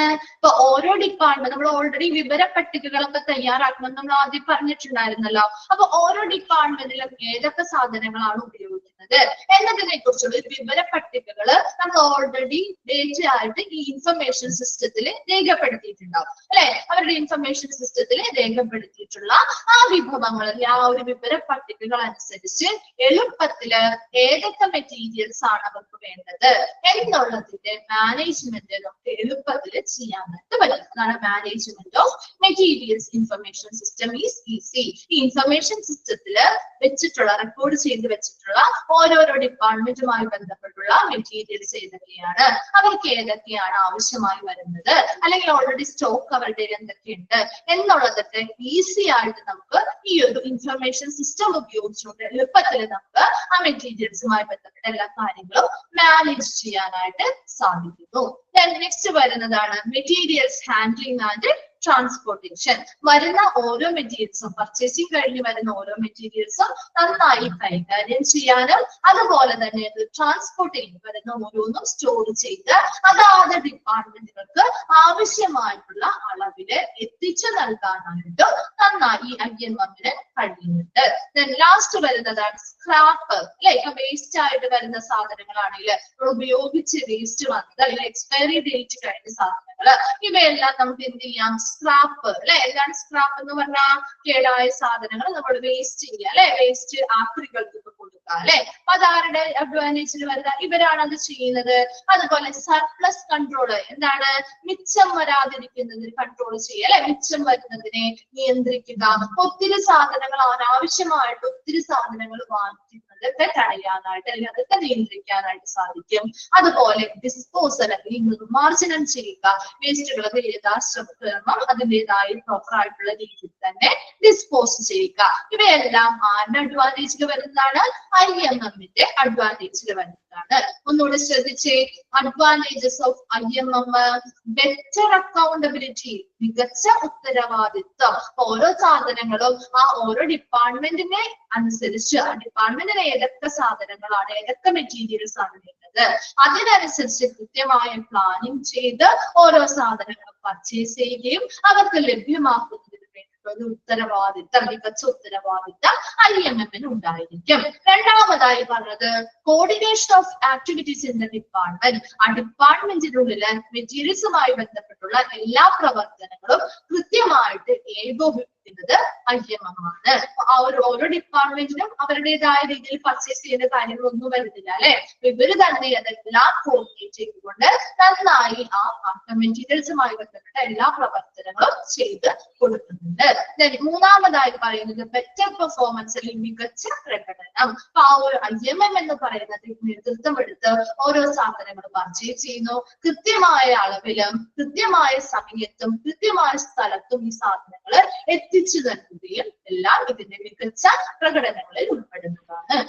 Materials information system, management of materials information system is easy. അപ്പൊ ഓരോ വിഭാഗങ്ങളും ഓരോ മെറ്റീരിയൽസും എവിടെയാണ് ആവശ്യമായി വരുന്നത്, എപ്പോഴാണ് അത് വിതരണം ചെയ്യേണ്ടത് എന്നതുപോലെയുള്ള എല്ലാ കാര്യങ്ങളും നമുക്ക് ആ ഒരു ഇൻവെന്ററി ലിസ്റ്റുകൾ, ഇൻവെന്ററി പ്രൊസീജിയേഴ്സ് വഴി, ഇൻവെന്ററീസ് വഴി നമുക്ക് എന്താ ഇൻഫർമേഷൻ സിസ്റ്റത്തിൽ അവിടെ ഓൾറെഡി എന്താണ് റെക്കോർഡ് ചെയ്ത് വെച്ചിട്ടുണ്ട്. അത് പ്രകാരം നമുക്ക് എളുപ്പത്തിൽ ഈ ഒരു മെറ്റീരിയൽസിന്റെ മാനേജ്മെന്റ് ഈസി ആകാനായിട്ട് എളുപ്പത്തിൽ അത് വിതരണം ചെയ്യാനോ അത് എന്തൊക്കെ വേണം എന്നുള്ളത് മനസ്സിലാക്കാനോ ഒക്കെ സാധിക്കുന്നു. നെക്സ്റ്റ് വരുന്നതാണ് managing materials handling and transportation. Materials ഓരോന്നും കൈകാര്യം ചെയ്യുന്നതും അതുപോലെ തന്നെ അതെങ്ങനെ നന്നായി ഓരോ വിഭാഗത്തേക്കും ഓരോരോ അതാത് വിഭാഗങ്ങളിലേക്ക് എന്ത് ചെയ്യണം, എത്തിച്ചു നൽകണം അല്ലെ, വിതരണം ചെയ്യുന്നതും ഒക്കെ കൃത്യമായിട്ട് നല്ല രീതിയിൽ ചെയ്യുന്നു. ആ ലാസ്റ്റ് വണ്ണാണ് സ്ക്രാപ്പ് അല്ലെങ്കിൽ ആക്രികൾ അല്ലെ. നമ്മുടെ ആ ഒരു വേസ്റ്റ് വരുന്നത് അല്ലെങ്കിൽ യൂട്ടിലൈസ് ചെയ്യാൻ പറ്റാത്തതായിട്ടുള്ള മെഷീൻസോ ഉപകരണങ്ങളൊക്കെ ഉണ്ടെങ്കിൽ അതൊക്കെ എന്ത് ചെയ്യുന്നു, സ്ക്രാപ്പുകളിലേക്ക് സ്ക്രാപ്പായിട്ട് കൊടുക്കുന്നു. അതുപോലെ സർപ്ലസ് കൺട്രോൾ, മിച്ചം വരാതിരിക്കുന്നത്, മിച്ചം വരുന്നതിനെ നിയന്ത്രിക്കുക. അതുപോലെ ഡിസ്പോസൽ അല്ലെങ്കിൽ നിർമ്മാർജ്ജനം ചെയ്യുക അല്ലെ. എക്സ്പയറി കഴിഞ്ഞതായിക്കോട്ടെ അല്ലെങ്കിൽ നമുക്ക് ഉപയോഗിക്കാൻ പറ്റാത്തതായിട്ടുള്ള വേസ്റ്റുകളൊക്കെ ഉണ്ടെങ്കിൽ നമുക്ക് അത് എന്ത് ചെയ്യാം, നിർമ്മാർജ്ജനം ചെയ്യുക. ഇതെല്ലാം ആരുടെ പ്രോപ്പർ ആയിട്ട് ഈ കാര്യങ്ങളൊക്കെ ചെയ്തു തരുന്നത് ആരാണ്, IMM ആണ്. ഇതെല്ലാം IMM-ന്റെ അഡ്വാൻറ്റേജസ് അല്ലെങ്കിൽ ഗുണങ്ങളിൽ ഉൾപ്പെടുന്നതാണ്. ക്ലിയർ ആയോ അത്? Okay okay. ഇപ്പൊ നമ്മള് ഇന്ന് നിങ്ങൾക്ക് നെക്സ്റ്റ് അവർ അശ്വതി മാം അല്ലേ, അശ്വതി മാം ഇന്ന് ലീവാണ്. കുറച്ചു നേരം കൂടി ഒന്ന് കണ്ടിന്യൂ ചെയ്യാം കേട്ടാ. ബ്രേക്ക് വേണോ? ഒരു 2 മിനിറ്റ് ഒന്ന് ബ്രേക്ക് എടുത്തു, ഒരു 2 മിനിറ്റ്സ് കേട്ടോ. ഒന്ന് ജസ്റ്റ് ഒന്ന് വെള്ളം കുടിച്ചിട്ട് വന്നോ. ലീവ് ചെയ്ത് ചെയ്യേ, ലീവ് ചെയ്ത് പോവരുത്.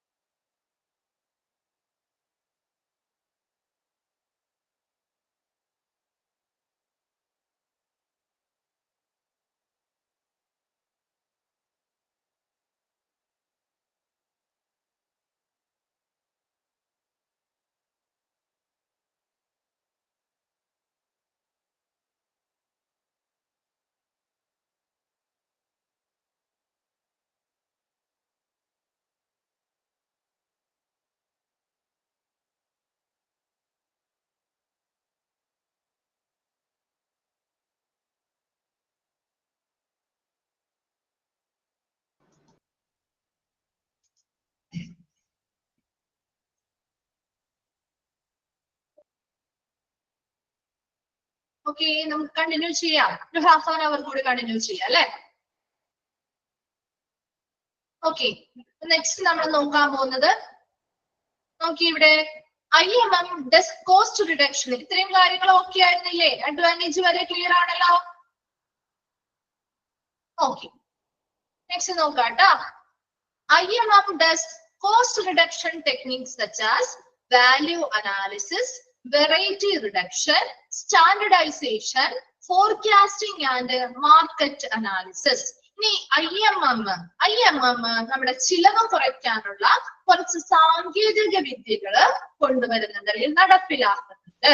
അതാണ് value analysis, variety reduction, standardisation, forecasting and market analysis. ഇവയെല്ലാം ചിലവ് കുറയ്ക്കുന്നതിന് വേണ്ടിയിട്ട്, കോസ്റ്റ് റിഡക്ഷൻ അല്ലെങ്കിൽ ചിലവ് കുറയ്ക്കുന്നതിന് വേണ്ടിയിട്ടുള്ള സാങ്കേതിക ടെക്നിക്സ് അല്ലെങ്കിൽ സാങ്കേതിക വിദ്യകളാണ് അല്ലെ. അപ്പൊ അതിൽ വാല്യൂ അനാലിസിസ് എന്ന് പറയുന്നത് മൂല്യ വിശകലനം ചെയ്യുക അല്ലെ. വാല്യൂ അനാലിസിസ് നമുക്ക് കുറച്ചുകൂടി ഡീറ്റെയിൽഡ് ആയിട്ട് പഠിക്കാനുണ്ട് കേട്ടോ. മൂല്യം വിശകലനം ചെയ്യുക. അപ്പൊ നമുക്ക് അത് കുറച്ചുകൂടി ഡീറ്റെയിൽഡ് ആയിട്ട് പഠിക്കാം. വാല്യൂ അനാലിസിസ് മാത്രം ഇതിൽ നമുക്ക് പഠിക്കാനുണ്ട് കുറച്ച് ഡീറ്റെയിൽഡ് ആയിട്ട്. വെറൈറ്റി റിഡക്ഷൻ എന്ന് പറഞ്ഞാൽ എന്താ? വൈവിധ്യം കുറയ്ക്കുക. എന്താണ് വൈവിധ്യം കുറയ്ക്കുക? നമ്മൾ ഓൾറെഡി പറഞ്ഞു. ഏതെങ്കിലും ഒരു സാധനം, ഒരു ഉപകരണം, നമ്മളിപ്പോ ഒരുപാട് ഇപ്പൊ നമുക്കൊരു ഫോണിന്റെ സാധനം നമുക്ക് കുറച്ചുകൂടി കണക്ട് ചെയ്ത് പഠിക്കാമല്ലോ.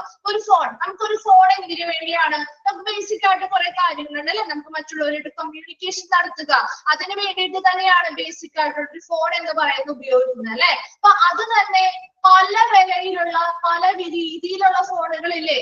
നമുക്ക് നമ്മുടേതായ ഒരു ഉപയോഗം എന്ന് പറയുന്നത് മറ്റുള്ളവരായിട്ട് കമ്മ്യൂണിക്കേഷൻ മാത്രമാണെങ്കിൽ നമുക്ക് ഏത് ഫോൺ ഉപയോഗിച്ചാലും ആ കാര്യം നടപ്പിലാക്കാൻ പറ്റില്ലേ? ഏത് ഫോൺ ഉപയോഗിച്ചാലും നമുക്ക് ആ ഒരു പ്രധാന ആ ഒരു കമ്മ്യൂണിക്കേഷൻ എന്ന് പറയുന്നത് നമുക്ക് നടത്താൻ പറ്റില്ലേ? അപ്പോ അതുകൊണ്ട് തന്നെ അവിടെ എന്താണ്? വെറൈറ്റി റിഡക്ഷൻ, വൈവിധ്യം കുറയ്ക്കുക. എന്താണ്? ഒരുപോലെയുള്ള ഒരേ ഉപയോഗം തന്നെയാണ്. ഇപ്പൊ ഒരു ഹോസ്പിറ്റൽ സംബന്ധിച്ച് നമ്മൾ ഓൾറെഡി പറഞ്ഞു, ഒരു BP അപ്പാരറ്റസ്, ഒരു BP നോക്കാൻ എടുക്കുന്ന ഒരു മെഷീൻ, അതിന്റെ ഉപയോഗം എന്ന് പറയുന്നത് BP നോക്കാനുള്ള എല്ലാ മെഷീൻസ് വാങ്ങിച്ചാലും അതിന്റെ ഉപയോഗം എന്ന് പറയുന്നത് BP നോക്കാൻ മാത്രമേ ഉള്ളൂ. അത് പല രീതിയിലുള്ള മെഷീൻസ് അവൈലബിൾ ആയിരിക്കും നമുക്ക് അല്ലെ. പലതരത്തിലുള്ള, പല വിലയിലുള്ള, പല ഡിസൈനിലുള്ള, പല രീതിയിലുള്ള മെഷീൻസ് അവൈലബിൾ ആയിരിക്കും. അതെല്ലാം നമ്മൾ മാറ്റി വെക്കേണ്ട കാര്യമുണ്ടോ? ഏറ്റവും നല്ല രീതിയിലുള്ള മികച്ചതായ ഒരെണ്ണം വാങ്ങിയാൽ പോലെ. അതാണ് ഇവിടെ വെറൈറ്റി റിഡക്ഷൻ എന്നുള്ളത് ഉദ്ദേശിക്കുന്നത്. വൈവിധ്യം കുറയ്ക്കുക. ഒരേപോലെയുള്ള സാധനങ്ങളുടെ വീണ്ടും വീണ്ടും വാങ്ങിച്ചു കൂടുന്നതിന്റെ ആ ഒരു വൈവിധ്യം എന്ത് ചെയ്യുക? കുറയ്ക്കുക. Then standardisation. എന്താ സ്റ്റാൻഡർഡൈസേഷൻ എന്ന് പറഞ്ഞാൽ? നിലവാരം നിശ്ചയിക്കുക അല്ലെ. നിലവാരം ഇപ്പൊ നമ്മൾ ഓൾറെഡി പറഞ്ഞില്ലേ, സ്റ്റാൻഡേർഡ് ആയിട്ടുള്ള മെഷീൻസ് ആണ് നമ്മൾ ഉപയോഗിക്കുന്നതെങ്കിൽ നമുക്ക് എന്താണ്? ഒരുപാട് ലോങ് ലാസ്റ്റിംഗ് ആയിട്ട് ആ ഒരു മെഷീൻ നിലനിൽക്കുകയും നമുക്ക് കുറെ നാൾ അതിന്റെ ഒരു കേടുപാടുകൾ സംഭവിക്കാതെ നമുക്കത് പ്രവർത്തിപ്പിക്കാനും പറ്റും അല്ലെ. അപ്പൊ അതിനനുസരിച്ചുള്ള നിലവാരമുള്ള സാധനങ്ങൾ ഏതൊക്കെയാണ് എന്നുള്ളത് നിശ്ചയിക്കുക. അപ്പൊ അതിലൂടെ നമുക്ക് കോസ്റ്റ് കുറയ്ക്കാൻ പറ്റും അല്ലെ. അതുപോലെ ഫോർകാസ്റ്റിംഗ്. എന്താണ് ഫോർകാസ്റ്റിംഗ് എന്ന് പറഞ്ഞാൽ? പ്രവചനം അല്ലെങ്കിൽ മുൻകൂട്ടി കാണുക. ഇപ്പൊ നമ്മളറിയാം, ഇപ്പൊ ഒരു പ്രൊഡക്റ്റ്, നമ്മുടെ വിപണിയിൽ ഒരു പ്രൊഡക്റ്റ് ഉണ്ട്, ഒരു മെറ്റീരിയൽ ഉണ്ട്. ചില സാധനങ്ങള് ഇപ്പൊ നമുക്കറിയാമല്ലോ. ഇപ്പൊ നമ്മുടെ ഗോൾഡിന്റെ കാര്യം നിങ്ങൾ എടുത്തോ. ഒരു എക്സാമ്പിൾ പറയുന്നതാണ് കേട്ടോ, കണക്ട് ചെയ്യാൻ വേണ്ടിട്ട് പറയുന്ന. ഇപ്പൊ ഗോൾഡ് ആണ്. ഇപ്പൊ സ്വർണത്തിനൊക്കെ ഒരുപാട് പല സമയത്ത് പല റേറ്റ് അല്ലേ വരാ. അപ്പൊ ചിലർക്ക് അറിയാൻ പറ്റും, അവര് മുൻകൂട്ടി കാണും. അപ്പൊ അടുത്ത മാസത്തേക്ക് അല്ലെങ്കിൽ അടുത്ത ആഴ്ചക്ക് ചിലപ്പോ ഇത്ര രൂപ അതിന് കൂടാം അല്ലെ. ചിലപ്പോ അടുത്ത ആഴ്ചക്ക് ഇത്ര രൂപ അതിന് കുറയാം എന്നുള്ളത് മനസ്സിലാക്കി വെച്ചുകൊണ്ട് ചിലരെന്ത് ചെയ്യും? ആ ഒരു മുൻകൂട്ടി കണ്ടുകൊണ്ട് വില കുറയുന്ന സമയത്ത് അത് എന്ത് ചെയ്യും? പർച്ചേസ് ചെയ്ത് വെക്കും അല്ലെ. അങ്ങനെയല്ലേ ചിലർ ചെയ്യാറ്? നമ്മളെ സാധാരണക്കാരുടെ കാര്യമല്ലാട്ടോ പറയുന്നേ. ഓൾറെഡി പൈസ ഉള്ളവരൊക്കെ അങ്ങനെയല്ലേ ചെയ്യാം. വില കുറയുന്ന സമയം നോക്കി അവരെന്ത് ചെയ്യും? അത് പർച്ചേസ് ചെയ്ത് വെക്കും അല്ലെ. അവരെന്ത് ചെയ്തു? മുൻകൂട്ടി കാണാണ്. ആ ഒരു സാധനത്തിന് കുറച്ച് നാൾ കഴിയുമ്പോൾ ഇത്ര വില വരാം, അല്ലെങ്കിൽ ചിലപ്പോ വില കുറയാം എന്നതിനനുസരിച്ച് പർച്ചേസ് ചെയ്യുക. അതിലൂടെ നമുക്ക് എന്താവാം? ആ വില കുറയുന്ന സമയത്ത് പർച്ചേസ് ചെയ്യുമ്പോൾ നമുക്ക് നഷ്ടം ഉണ്ടാവുന്നുണ്ടോ? ലാഭമല്ലേ ഉണ്ടാവുന്നേ? ആ ഒരു സമയത്ത് ഇപ്പൊ അതേസമയം വില കൂടിയ സമയത്താണ് നമ്മൾ പർച്ചേസ് ചെയ്യുമെങ്കിലോ നമുക്ക് ഒരുപാട് പൈസ ചെലവ് വരും അല്ലെ. അപ്പൊ വില കുറഞ്ഞ സമയത്ത് പർച്ചേസ് ചെയ്യുമ്പോൾ നമുക്ക് എന്താണ് ലാഭം ഉണ്ടാക്കാൻ പറ്റില്ലേ? അത് തന്നെ ഇവിടെ മുൻകൂട്ടി കണ്ടുകൊണ്ട് എന്ത് ചെയ്യുക, സാധനങ്ങൾ പർച്ചേസ് ചെയ്യുക. വാല്യൂ റിലേറ്റഡ് എന്താ പറഞ്ഞേ, മാർക്കറ്റ് അനാലിസിസ് അല്ലെ. എന്താണ്, വിപണിയെ വിശകലനം ചെയ്യുക. ഓരോ സാധനങ്ങൾ നമ്മൾ പർച്ചേസ് ചെയ്യുമ്പോഴും വിപണിയിൽ അത് എത്രത്തോളം ഇപ്പൊ അതിന് മാർക്കറ്റ് വാല്യൂ ഉണ്ട്, എത്രത്തോളം അത് നല്ല രീതിയിൽ മുന്നോട്ട് പോകുന്നുണ്ട്, നന്നായിട്ട് അത് വിറ്റ് പോകുന്ന നല്ലൊരു പ്രൊഡക്റ്റ് ആണോ എന്നതൊക്കെ അനുസരിച്ചായിരിക്കണം നമ്മൾ എപ്പോഴും പർച്ചേസിങ് ചെയ്യേണ്ടത്. അതിനനുസരിച്ച് നമുക്ക് ചെലവ് കുറയ്ക്കാനായിട്ട് പറ്റുള്ളൂ. IMM എപ്പോഴും ചിലവ് കുറയ്ക്കുന്നതിന് വേണ്ടിയിട്ട് കുറച്ച് ടെക്നിക്സ് നടപ്പിലാക്കിയിട്ടുണ്ട്. അതാണ് വാല്യൂ അനാലിസിസ് അല്ലെങ്കിൽ മൂല്യം വിശകലനം ചെയ്യുന്നു. വെറൈറ്റി റിഡക്ഷൻ, വൈവിധ്യങ്ങൾ കുറച്ചുകൊണ്ട് നല്ല പ്രോപ്പർ ആയിട്ട് നന്നായിട്ട് വർക്ക് ചെയ്യുന്ന രീതിയിലുള്ള നല്ല സാധനം നോക്കി സെലക്ട് ചെയ്യുക. അതുപോലെ നിലവാരം നിശ്ചയിക്കുക, നല്ല സ്റ്റാൻഡേർഡ് ആയിട്ടുള്ള സാധനങ്ങൾ വാങ്ങുക. അതുപോലെ മുൻകൂട്ടി കണ്ടുകൊണ്ട് വില കുറയുന്ന സമയത്ത് പർച്ചേസ് ചെയ്യുക. അതുപോലെ മാർക്കറ്റിലെ വിപണിയിലെ ആ ഒരു വിശകലനം ചെയ്ത് മാർക്കറ്റിൽ അത് എത്രത്തോളം ഇപ്പോൾ നിലവിലുണ്ട്, അവൈലബിൾ ആണ്, നല്ല സാധനങ്ങളാണോ, നല്ല മൂവിംഗ് ആയിട്ടുള്ളവയാണോ എന്നുള്ളതൊക്കെ മനസ്സിലാക്കി അതിനനുസരിച്ചായിരിക്കണം പർച്ചേസിങ് ചെയ്യേണ്ടത്. എന്നാൽ മാത്രമേ അവിടെ ചിലവ് കുറയ്ക്കാനായിട്ട് സാധിക്കുള്ളൂ. ക്ലിയർ ആണോ? അത് ക്ലിയർ ആണോ? ഓക്കെ. ഇനി നെക്സ്റ്റ് വരുന്നതാണ് ഒരു വാല്യൂ അനാലിസിസ് മാത്രം. അതിൽ കുറച്ചുകൂടി ഡീറ്റെയിൽഡ് ആയിട്ട് പഠിക്കാനുണ്ട്. സിമ്പിൾ ആയിട്ടുള്ള കാര്യമാണ്, നിങ്ങൾക്ക് അറിയാവുന്ന ഒരു കാര്യം കൂടിയാണ് കേട്ടോ. ആ ഒരു ഡിഫറെന്റ് ടൈപ്സ് ഒക്കെ പഠിക്കുമ്പോൾ നിങ്ങൾക്ക് അത് കൂടുതലും മനസ്സിലാവും. ഓക്കെ, എന്താണ് വാല്യൂ അനാലിസിസ് അല്ലെങ്കിൽ മൂല്യ വിശകലനങ്ങൾ ചെയ്യുന്നത് എന്തിനു വേണ്ടിയാണ്? The value analysis is an arranged approach to recognise unnecessary cost connected with any product, material, part, component, system or service. ഏതെങ്കിലും ഒരു പ്രൊഡക്റ്റ് അല്ലെങ്കിൽ ഒരു ഉൽപ്പന്നവുമായി ബന്ധപ്പെട്ടാവാം, അല്ലെങ്കിൽ ഏതെങ്കിലും ഒരു മെറ്റീരിയലുമായി ബന്ധപ്പെട്ടാവാം, അല്ലെങ്കിൽ ഒരു ഭാഗവുമായി ബന്ധപ്പെട്ടാവാം, ഒരു കമ്പോണന്റുമായി ബന്ധപ്പെട്ടാവാം, അല്ലെങ്കിൽ ഒരു സിസ്റ്റം അല്ലെങ്കിൽ ഒരു സർവീസ്, ഒരു സേവനവുമായി ബന്ധപ്പെട്ടോ ഉണ്ടാകുന്ന അനാവശ്യ ചിലവുകൾ തിരിച്ചറിയുന്നതിനുള്ള ഒരു സംവിധാനമാണ് വാല്യൂ അനാലിസിസ്. നോക്കി, ഏതെങ്കിലും ഒരു പ്രൊഡക്റ്റ്, ഒരു ഉൽപ്പന്നത്തിനെ സംബന്ധിച്ചാവാം, ഒരു മെറ്റീരിയൽസിനെ സംബന്ധിച്ചാവാം, ഏതെങ്കിലും ഒരു സാധനത്തിന്റെ ഒരു ഭാഗമാവാം, അല്ലെങ്കിൽ ഒരു കമ്പോണന്റ് അല്ലെങ്കിൽ ഒരു ഘടകമാവാം, അല്ലെങ്കിൽ ഒരു സർവീസ് അല്ലെങ്കിൽ സേവനവുമായി ബന്ധപ്പെട്ടോ ആ ഒരു സാധനത്തിന്റെ അനാവശ്യമായിട്ടുള്ള ചിലവുകൾ, അതിനുവേണ്ടി നമുക്ക് ഒത്തിരി അനാവശ്യ ചെലവുകൾ വരുന്നുണ്ടെങ്കിൽ അതിനെല്ലാം തിരിച്ചറിയുന്നതിനുള്ള ഒരു സംവിധാനമാണ് വാല്യൂ അനാലിസിസ് എന്ന് പറയുന്നത്. നമ്മളൊരു സാധനം, ഇപ്പൊ ഒരു പ്രൊഡക്റ്റ്, ഒരു ഉൽപ്പന്നം നമുക്ക് വാങ്ങണം. അപ്പൊ അതിനുവേണ്ടി നമ്മൾ അനാവശ്യമായിട്ട് ഒരുപാട് പണം ചിലവാക്കേണ്ടതായിട്ട് വന്നാല് ആ അനാവശ്യമായി ചിലവാക്കുന്ന ആ ഒരു തുക എത്രത്തോളം ഉണ്ട്, അല്ലെങ്കിൽ അനാവശ്യമായിട്ട് നമ്മള് എത്ര ചിലവുകൾ നമുക്ക് ആ ഒരു പ്രൊഡക്റ്റ് വാങ്ങാനായിട്ട് വരുന്നുണ്ട് എന്നുള്ളത് തിരിച്ചറിയുന്ന ഒരു സംവിധാനമാണ് വാല്യൂ അനാലിസിസ് എന്ന് പറയുന്നത്. ക്ലിയർ ആയോ? അപ്പൊ ഒരു പ്രൊഡക്റ്റ്, നമ്മളൊരു പ്രൊഡക്റ്റ് വാങ്ങുന്നു, ചിലപ്പോ അത് മാർക്കറ്റിൽ ഒരുപാട് വിലയുണ്ടാവും, നമുക്ക് മറ്റൊരു സ്ഥലത്ത് ചിലപ്പോൾ അത്രയും വിലയൊന്നും ഉണ്ടാവില്ല. അപ്പൊ നമ്മൾ ആ ഒരു വില കൂടിയൊരു സാധനം വാങ്ങാൻ പോകുമ്പോൾ അതിന്റെ മൂല്യം എത്രത്തോളം ഉണ്ട്, നിലവിൽ അത് എത്ര കറക്റ്റ് അതിന്റെ പ്രൈസ്, വില നിർണ്ണയം എത്രത്തോളമാണ് എന്നതിനനുസരിച്ച് നമുക്ക് എത്രത്തോളം അനാവശ്യ ചെലവ് അത് വാങ്ങുന്നത് വഴി ഉണ്ടാകും എന്ന് നമുക്ക് ഇതിലൂടെ എന്ത് ചെയ്യാൻ പറ്റും, തിരിച്ചറിയാൻ പറ്റും. വാല്യൂ അനാലിസിസ് ചെയ്താൽ തിരിച്ചറിയാനായിട്ട് സാധിക്കും. Then this process is necessary for cost reduction. ഇങ്ങനെ ഒരു വാല്യൂ അനാലിസിസ് അല്ലെങ്കിൽ മൂല്യം വിശകലനം ചെയ്യുന്നത് വഴി നമുക്ക് എന്ത് ചെയ്യാൻ പറ്റും, കോസ്റ്റ് റിഡക്ഷൻ അല്ലെങ്കിൽ ചിലവ് കുറയ്ക്കുന്നതിന് ഈ പ്രക്രിയ വളരെ അനിവാര്യമാണ്. Then value relies on function as well as on the cost. ഇനി വാല്യൂ എന്ന് പറയുന്നത്, ഒരു വസ്തുവിന്റെ മൂല്യം എന്ന് പറയുന്നത് എന്തിനെയൊക്കെ ആശ്രയിച്ചിരിക്കാം, അതിന്റെ പ്രവർത്തനങ്ങളെയും അതിന്റെ ചിലവിനെയും ആശ്രയിച്ചായിരിക്കും ഒരു പ്രൊഡക്റ്റിന്റെ അല്ലെങ്കിൽ ഒരു വസ്തുവിന്റെ മൂല്യം എന്ന് പറയുന്നത്. എന്തിനെയൊക്കെ ആശ്രയിച്ചിരിക്കാം, അതിന്റെ പ്രവർത്തനങ്ങളെ ആശ്രയിച്ചിരിക്കാം, അതിന്റെ ചിലവിനെ ആശ്രയിച്ചിരിക്കാം. Then value analysis of material gives more importance to the utility of the material material than it's cost. ഇനി വിലയേക്കാൾ കൂടുതൽ അല്ലെ, വിലയേക്കാൾ കൂടുതൽ മെറ്റീരിയൽസിന്റെ ഉപയോഗത്തിനാണ് എന്ത് വരുന്നത്, പ്രാധാന്യം നൽകുന്നത്. അപ്പൊ നോക്കി, വാല്യൂ അനാലിസിസ് എന്ന് പറഞ്ഞാൽ എന്താണ്? Is an arranged approach to recognise unnecessary cost connected with any product. ഏതെങ്കിലും ഒരു ഉൽപ്പന്നവുമായി ബന്ധപ്പെട്ടാവാം, അല്ലെങ്കിൽ ഒരു മെറ്റീരിയൽസുമായി ബന്ധപ്പെട്ടാവാം, ഏതെങ്കിലും ഒരു ഭാഗവുമായി ബന്ധപ്പെട്ടാവാം, ഒരു കമ്പോണന്റ്, ഒരു ഘടകവുമായി ബന്ധപ്പെട്ടാവാം, അല്ലെങ്കിൽ ഒരു സേവനവുമായി ബന്ധപ്പെട്ടോ ഉണ്ടാകുന്ന അനാവശ്യ ചെലവുകളെ തിരിച്ചറിയുന്നതിനുള്ള ഒരു സംവിധാനമാണ് വാല്യൂ അനാലിസിസ് എന്ന് പറയുന്നത്. ഇതെന്ന് പറയുന്നത് കോസ്റ്റ് റിഡക്ഷൻ അല്ലെങ്കിൽ ചിലവ് കുറയ്ക്കുന്നതിന് വേണ്ടിയുള്ള ഒരു പ്രധാന പ്രക്രിയയാണ്, അല്ലെങ്കിൽ ചിലവ് കുറയ്ക്കുന്നതിന് വേണ്ടിയുള്ള ഒരു പ്രധാന പ്രക്രിയ അല്ലെങ്കിൽ അനിവാര്യമായിട്ടുള്ള ഒരു പ്രക്രിയയാണ് value analysis. Then value relates on function as well as on the cost. ഒരു പ്രൊഡക്റ്റിന്റെ അല്ലെങ്കിൽ ഒരു വസ്തുവിന്റെ മൂല്യം എന്ന് പറയുന്നത് എന്തിനേക്ക് ആശ്രയിച്ചിരിക്കുന്നു? അതിന്റെ പ്രവർത്തനങ്ങളെയും അതിന്റെ ചിലവിനെയും ആശ്രയിച്ചാണ് അതിന്റെ മൂല്യം കണക്കാക്കുന്നത്. Then next നോക്കി, value analysis of materials. ഒരു വസ്തുവിന്റെ വാല്യൂ അല്ലെങ്കിൽ മൂല്യം എന്ന് പറയുന്നത് material give more importance to the utility of the material than its cost.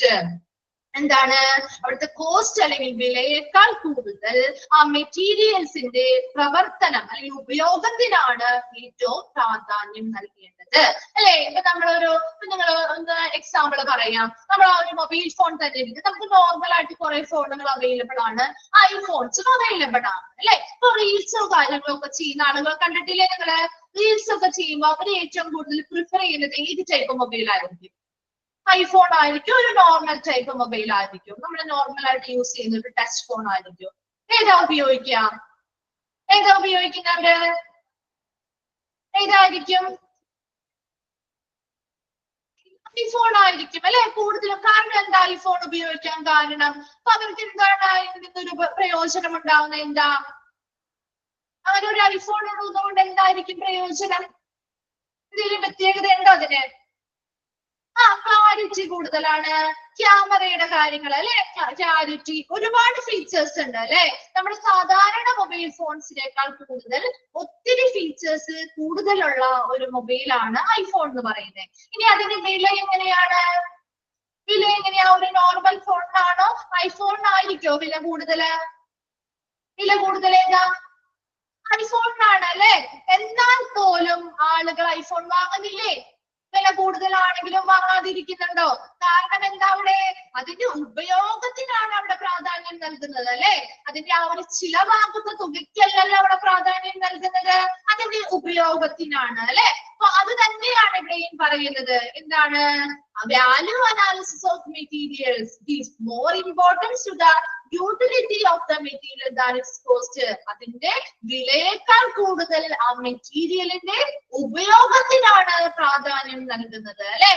എപ്പോഴും വാല്യൂ, ഒരു വസ്തുവിന്റെ വാല്യൂ അല്ലെങ്കിൽ മൂല്യം എന്ന് പറയുന്നത് അതിന്റെ ഉപയോഗത്താണ് ഏറ്റവും കൂടുതൽ ഇമ്പോർട്ടൻസ് കൊടുക്കുന്നത്. ഒരു ഐഫോൺ ആകുമ്പോ ഐഫോൺ അതിനനുസരിച്ചുള്ള ഫീച്ചേഴ്സ്, അതിനനുസരിച്ചുള്ള ഒത്തിരി കാര്യങ്ങൾ അല്ലെ, ക്ലാരിറ്റി പോലെയുള്ള ഒരുപാട് സാധനങ്ങൾ, പുതിയ ഫീച്ചേഴ്സ് വരുന്നുണ്ട്. അപ്പൊ അവിടെ നമ്മള് വില കൊടുത്താണെങ്കിലും ഒത്തിരി വില കൊടുക്കും. നല്ല ക്വാളിറ്റിയുള്ള സാധനം കിട്ടുന്നുണ്ടെങ്കിൽ അതിനനുസരിച്ചുള്ള വിലയാണ് അല്ലെ, ചെലവ് വരും അല്ലെ. അപ്പൊ എന്നാൽ കൂടിയും ആൾക്കാർ അത് വാങ്ങുന്നത് എന്തിനു വേണ്ടിയാണ്?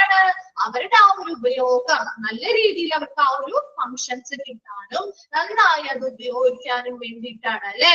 ആളുകൾ അത് വാങ്ങാതെ പോലും ഇരിക്കുന്നില്ല, ആളുകൾ വാങ്ങുന്നുണ്ട്. അതിന്റെ ഉപയോഗം അത്രയും മികച്ചതാണ്. എപ്പോഴും ഒരു വസ്തുവിന്റെ മൂല്യം എന്ന് പറയുന്നത് അതിന്റെ വിലയേക്കാൾ ഉപരി മെറ്റീരിയൽസിന്റെ ആ ഒരു ഉപയോഗത്തിനാണ് ഇമ്പോർട്ടൻസ് അല്ലെങ്കിൽ പ്രാധാന്യം നൽകേണ്ടത്. ക്ലിയർ ആയോ? എന്താണ് ഒരു വാല്യൂ അല്ലെങ്കിൽ വാല്യൂ എന്തിനെ ബേസ് ചെയ്തിട്ടാണ് വരുന്നതെന്ന് മനസ്സിലായോ? നോക്കിയേ, അതുകൊണ്ട് തന്നെ value is equal to function cost. പ്രവർത്തന ചിലവാണ് വാല്യൂ എന്ന് പറയുന്നത്. Value is equal to function cost അല്ലെങ്കിൽ പ്രവർത്തന ചിലവാണ് മൂല്യം എന്ന് പറയുന്നത്. Value increases by increasing the function. എന്താണ്? Value increases by increasing the function or decreasing the cost. എന്താണ്? പ്രവർത്തനം വർദ്ധിപ്പിക്കുക വർദ്ധിപ്പിക്കുകയോ ചിലവ് കുറയ്ക്കുകയോ ചെയ്യുന്നതിലൂടെ വാല്യൂ വർദ്ധിക്കുന്നു അല്ലെ. ഇപ്പൊ നമ്മൾ ഐഫോണിന്റെ കേസ് പറഞ്ഞ പോലെ തന്നെ ഒരുപാട് ഫങ്ഷൻസ് അതിലുണ്ട് അല്ലെ, ഫീച്ചേഴ്സ് ഒരുപാടുണ്ട്. അപ്പൊ അതുകൊണ്ട് തന്നെ എന്താ അവിടുത്തെ ഫങ്ഷൻ അല്ലെങ്കിൽ അവിടുത്തെ പ്രവർത്തനങ്ങൾ വർദ്ധിപ്പിക്കുന്നതിലൂടെ ആ ഒരു ഐഫോണിന്റെ വാല്യൂ കൂടിയില്ലേ, മൂല്യം കൂടിയില്ലേ. അതുപോലെ തന്നെ ഡിക്രീസ് ദ കോസ്റ്റ്. ഇപ്പൊ ചില സാധനങ്ങൾ നമ്മൾ ഡിസ്കൗണ്ടിലൊക്കെ ചെന്ന് വാങ്ങിക്കാറുണ്ട് അല്ലെ. അപ്പൊ ഡിസ്കൗണ്ടിലൊക്കെ ചെന്ന് വാങ്ങിക്കുമ്പോ അതിന്റെ കോസ്റ്റ് ചിലവ് കുറവ് കണ്ടിട്ടല്ലേ, അല്ലെങ്കിൽ അതിന് ചിലവാക്കേണ്ടി വരുന്ന തുക കുറവ് കണ്ടല്ലേ നമ്മൾ ഡിസ്കൗണ്ട് ചെയ്യുന്ന സാധനങ്ങൾ വാങ്ങുന്നേ. ആണോ? നമ്മൾ ഡിസ്കൗണ്ട് ചെയ്ത സാധനങ്ങൾ വാങ്ങുന്നത് അതിനധികം പൈസ കൊടുക്കണ്ട എന്ന് വിചാരിക്കുന്നത് കൊണ്ടല്ലേ. അപ്പൊ അങ്ങനെയും ഒരു സാധനത്തിന്റെ മൂല്യം കൂടാം അല്ലെ. രണ്ട് രീതിയിലാണ് പറയുന്നത്. Value increases by increase the function അല്ലെ. വാല്യൂ എന്ന് പറയുന്നത് പ്രവർത്തനം വർദ്ധിപ്പിക്കുകയോ, ആ ഒരു ഐഫോണിന്റെ കാര്യം ഓർത്താതെ ആ ഒരു ഐഫോണിന്റെ പ്രവർത്തിയൊക്കെ അതിന്റെ ഫങ്ഷൻസ് കൂടുന്നതിനനുസരിച്ച് അതിന്റെ വാല്യൂ കൂടുന്നു. അല്ലെങ്കിലോ അവിടുത്തെ ചിലവ് കുറയ്ക്കുക അല്ലെ, ഡിക്രീസ് ദ കോസ്റ്റ്, ചിലവ് കുറയ്ക്കുന്നതോ ചെയ്യുന്നതിലൂടെ ആ ഒരു വസ്തുവിന്റെ മൂല്യം വർദ്ധിക്കുന്നു. ക്ലിയർ ആണോ ഇത്രയും ഭാഗം? വാല്യൂ അനാലിസിസ് എന്ന് പറയുന്ന ആ ഒരു ഭാഗം ക്ലിയർ ആണോ? ഓക്കെ, നമ്മൾക്കപ്പോ നെക്സ്റ്റ് കുറച്ച് ആ ഒരു ഡിഫറെന്റ് ടൈപ്സ് ഓഫ് വാല്യൂസും കൂടി പറയുമ്പോൾ നിങ്ങൾക്ക് കുറച്ചുകൂടി കണക്ട് ചെയ്യാൻ പറ്റും കേട്ടോ. നോക്കിയേ, ഡിഫറെന്റ് ടൈപ്സ് ഓഫ് വാല്യൂസ് അല്ലെങ്കിൽ വ്യത്യസ്ത തരം വാല്യൂസ് എന്തൊക്കെയാണ്, കുറച്ച് കാര്യങ്ങൾ ഇതും കൂടി പറഞ്ഞിട്ട് നമുക്ക് വൈൻഡപ്പ് ചെയ്യാം കേട്ടോ. നോക്കിയേ, different types of value. First one ആണ് ഫങ്ഷണൽ വാല്യൂ. ഫങ്ഷണൽ ഓരോ ടൈപ്പ് ആയിട്ട് പറയുന്നത് കേട്ടോ. ഫസ്റ്റ് വൺ ആണ് functional value. Functional value relaying on function value changes. എന്താ പറയുന്നേ? റിലേയിങ് ആ ഒരു ഫങ്ഷൻ അല്ലെങ്കിൽ ആ ഒരു പ്രവർത്തനം, ഒരു വസ്തുവിന്റെ പ്രവർത്തനത്തെ ആശ്രയിച്ചായിരിക്കും വാല്യൂവിൽ വ്യത്യാസം വരുന്നത് അല്ലെ. നമ്മൾ ഓൾറെഡി പറഞ്ഞ കാര്യമല്ലേ ഫങ്ഷണൽ വാല്യൂവിൽ പറയുന്നത് എന്താ? ഒരു ഐഫോണിന്റെ കാര്യം നമ്മളൊരു എക്സാമ്പിൾ പറഞ്ഞിരുന്നു. അപ്പൊ അവിടുത്തെ പ്രവർത്തനങ്ങൾ നല്ല രീതിയിലുണ്ടെങ്കിൽ അതിന്റെ മൂല്യം എന്ന് പറയുന്നതിൽ മാറ്റങ്ങൾ വരും അല്ലെ, വ്യത്യാസങ്ങൾ ഉണ്ടാവാം, ചേഞ്ചസ് വരാം. എപ്പോഴും ഫങ്ഷൻസ് കൂടും, ഇതിനനുസരിച്ച് നമുക്ക് അതിനുള്ള ചെലവാക്കേണ്ട തുക ചിലപ്പോൾ എന്തായിരിക്കും? കൂടുതലായിരിക്കാം. എന്നാൽ പോലും അതിന്റെ മൂല്യം എന്ന് പറയുന്നത് എന്തോരമായിരിക്കും? കൂടുതലായിരിക്കും അല്ലെ. നല്ല മൂല്യമുള്ള അതായിരിക്കും ഫങ്ഷണൽ വാല്യൂ എന്ന് പറയുന്നത്.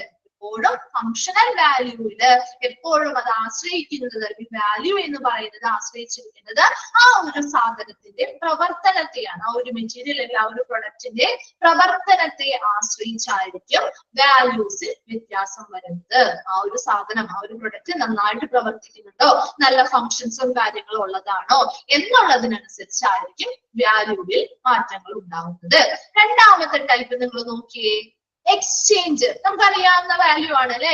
എക്സ്ചേഞ്ച് വാല്യൂ കിട്ടുന്ന പറയാറില്ലേ? എന്താണ് ഒരു എക്സ്ചേഞ്ച് എന്ന് പറയുന്നത്?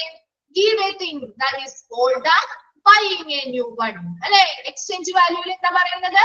Give A thing that is old അല്ലെ. പഴയ ഒരു വസ്തു, നമ്മുടെ കയ്യിലുള്ള ഒരു പഴയ വസ്തു നമ്മൾ എന്ത് ചെയ്യുന്നു? കൊടുക്കുന്നു. തിരികെ പുതിയൊരെണ്ണം ബൈ ചെയ്യുന്നു അല്ലെങ്കിൽ വാങ്ങുന്നു അല്ലെ. അതല്ല എക്സ്ചേഞ്ച് എന്ന് പറയുന്നേ. ആ ഒരു എക്സ്ചേഞ്ച് വാല്യൂ അതാണ്. എന്താണ്? Giving A thing that is old.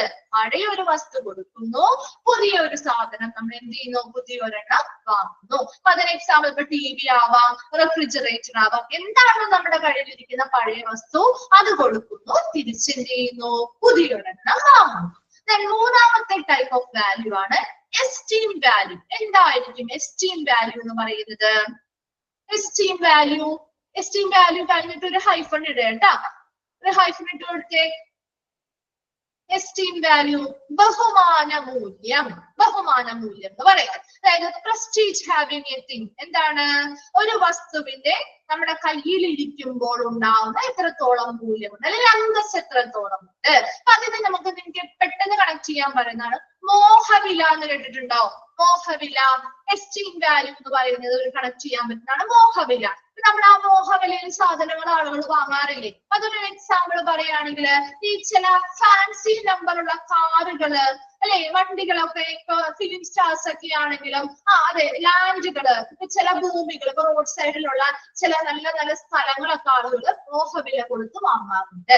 അല്ലെങ്കിൽ ഇപ്പൊ ഫിലിം സ്റ്റാറുകളാണെങ്കിലും ഒരേപോലെ സീരിയൽ നമ്പർ വരുന്ന അല്ലെ ബ്രാൻഡഡ് ആയിട്ടുള്ള കാറുകളൊക്കെ വാങ്ങാറില്ലേ മോഹവില കൊടുത്ത്? അപ്പൊ അവരെന്താണ്? അവരുടെ ആ ഒരു അന്തസ്സിനനുസരിച്ചുള്ള, അതാണ് പ്രസ്റ്റീജ് ഹാവിംഗ് എ തിങ്, ഒരു സാധനത്തിന്റെ അന്തസ്. അപ്പൊ ആ ഒരു സാധനം നമ്മുടെ കയ്യിലിരിക്കുമ്പോ നമ്മുടെ അന്തസ് അല്ലെങ്കിൽ നമ്മുടെ ആ ഒരു പ്രസ്റ്റീജ് കൂട്ടാൻ വേണ്ടിയിട്ട് അല്ലെ മോഹവില കൊടുത്ത് വാങ്ങുന്നു. അതാണ് എസ്റ്റീം വാല്യൂ എന്ന് പറയുന്നത്.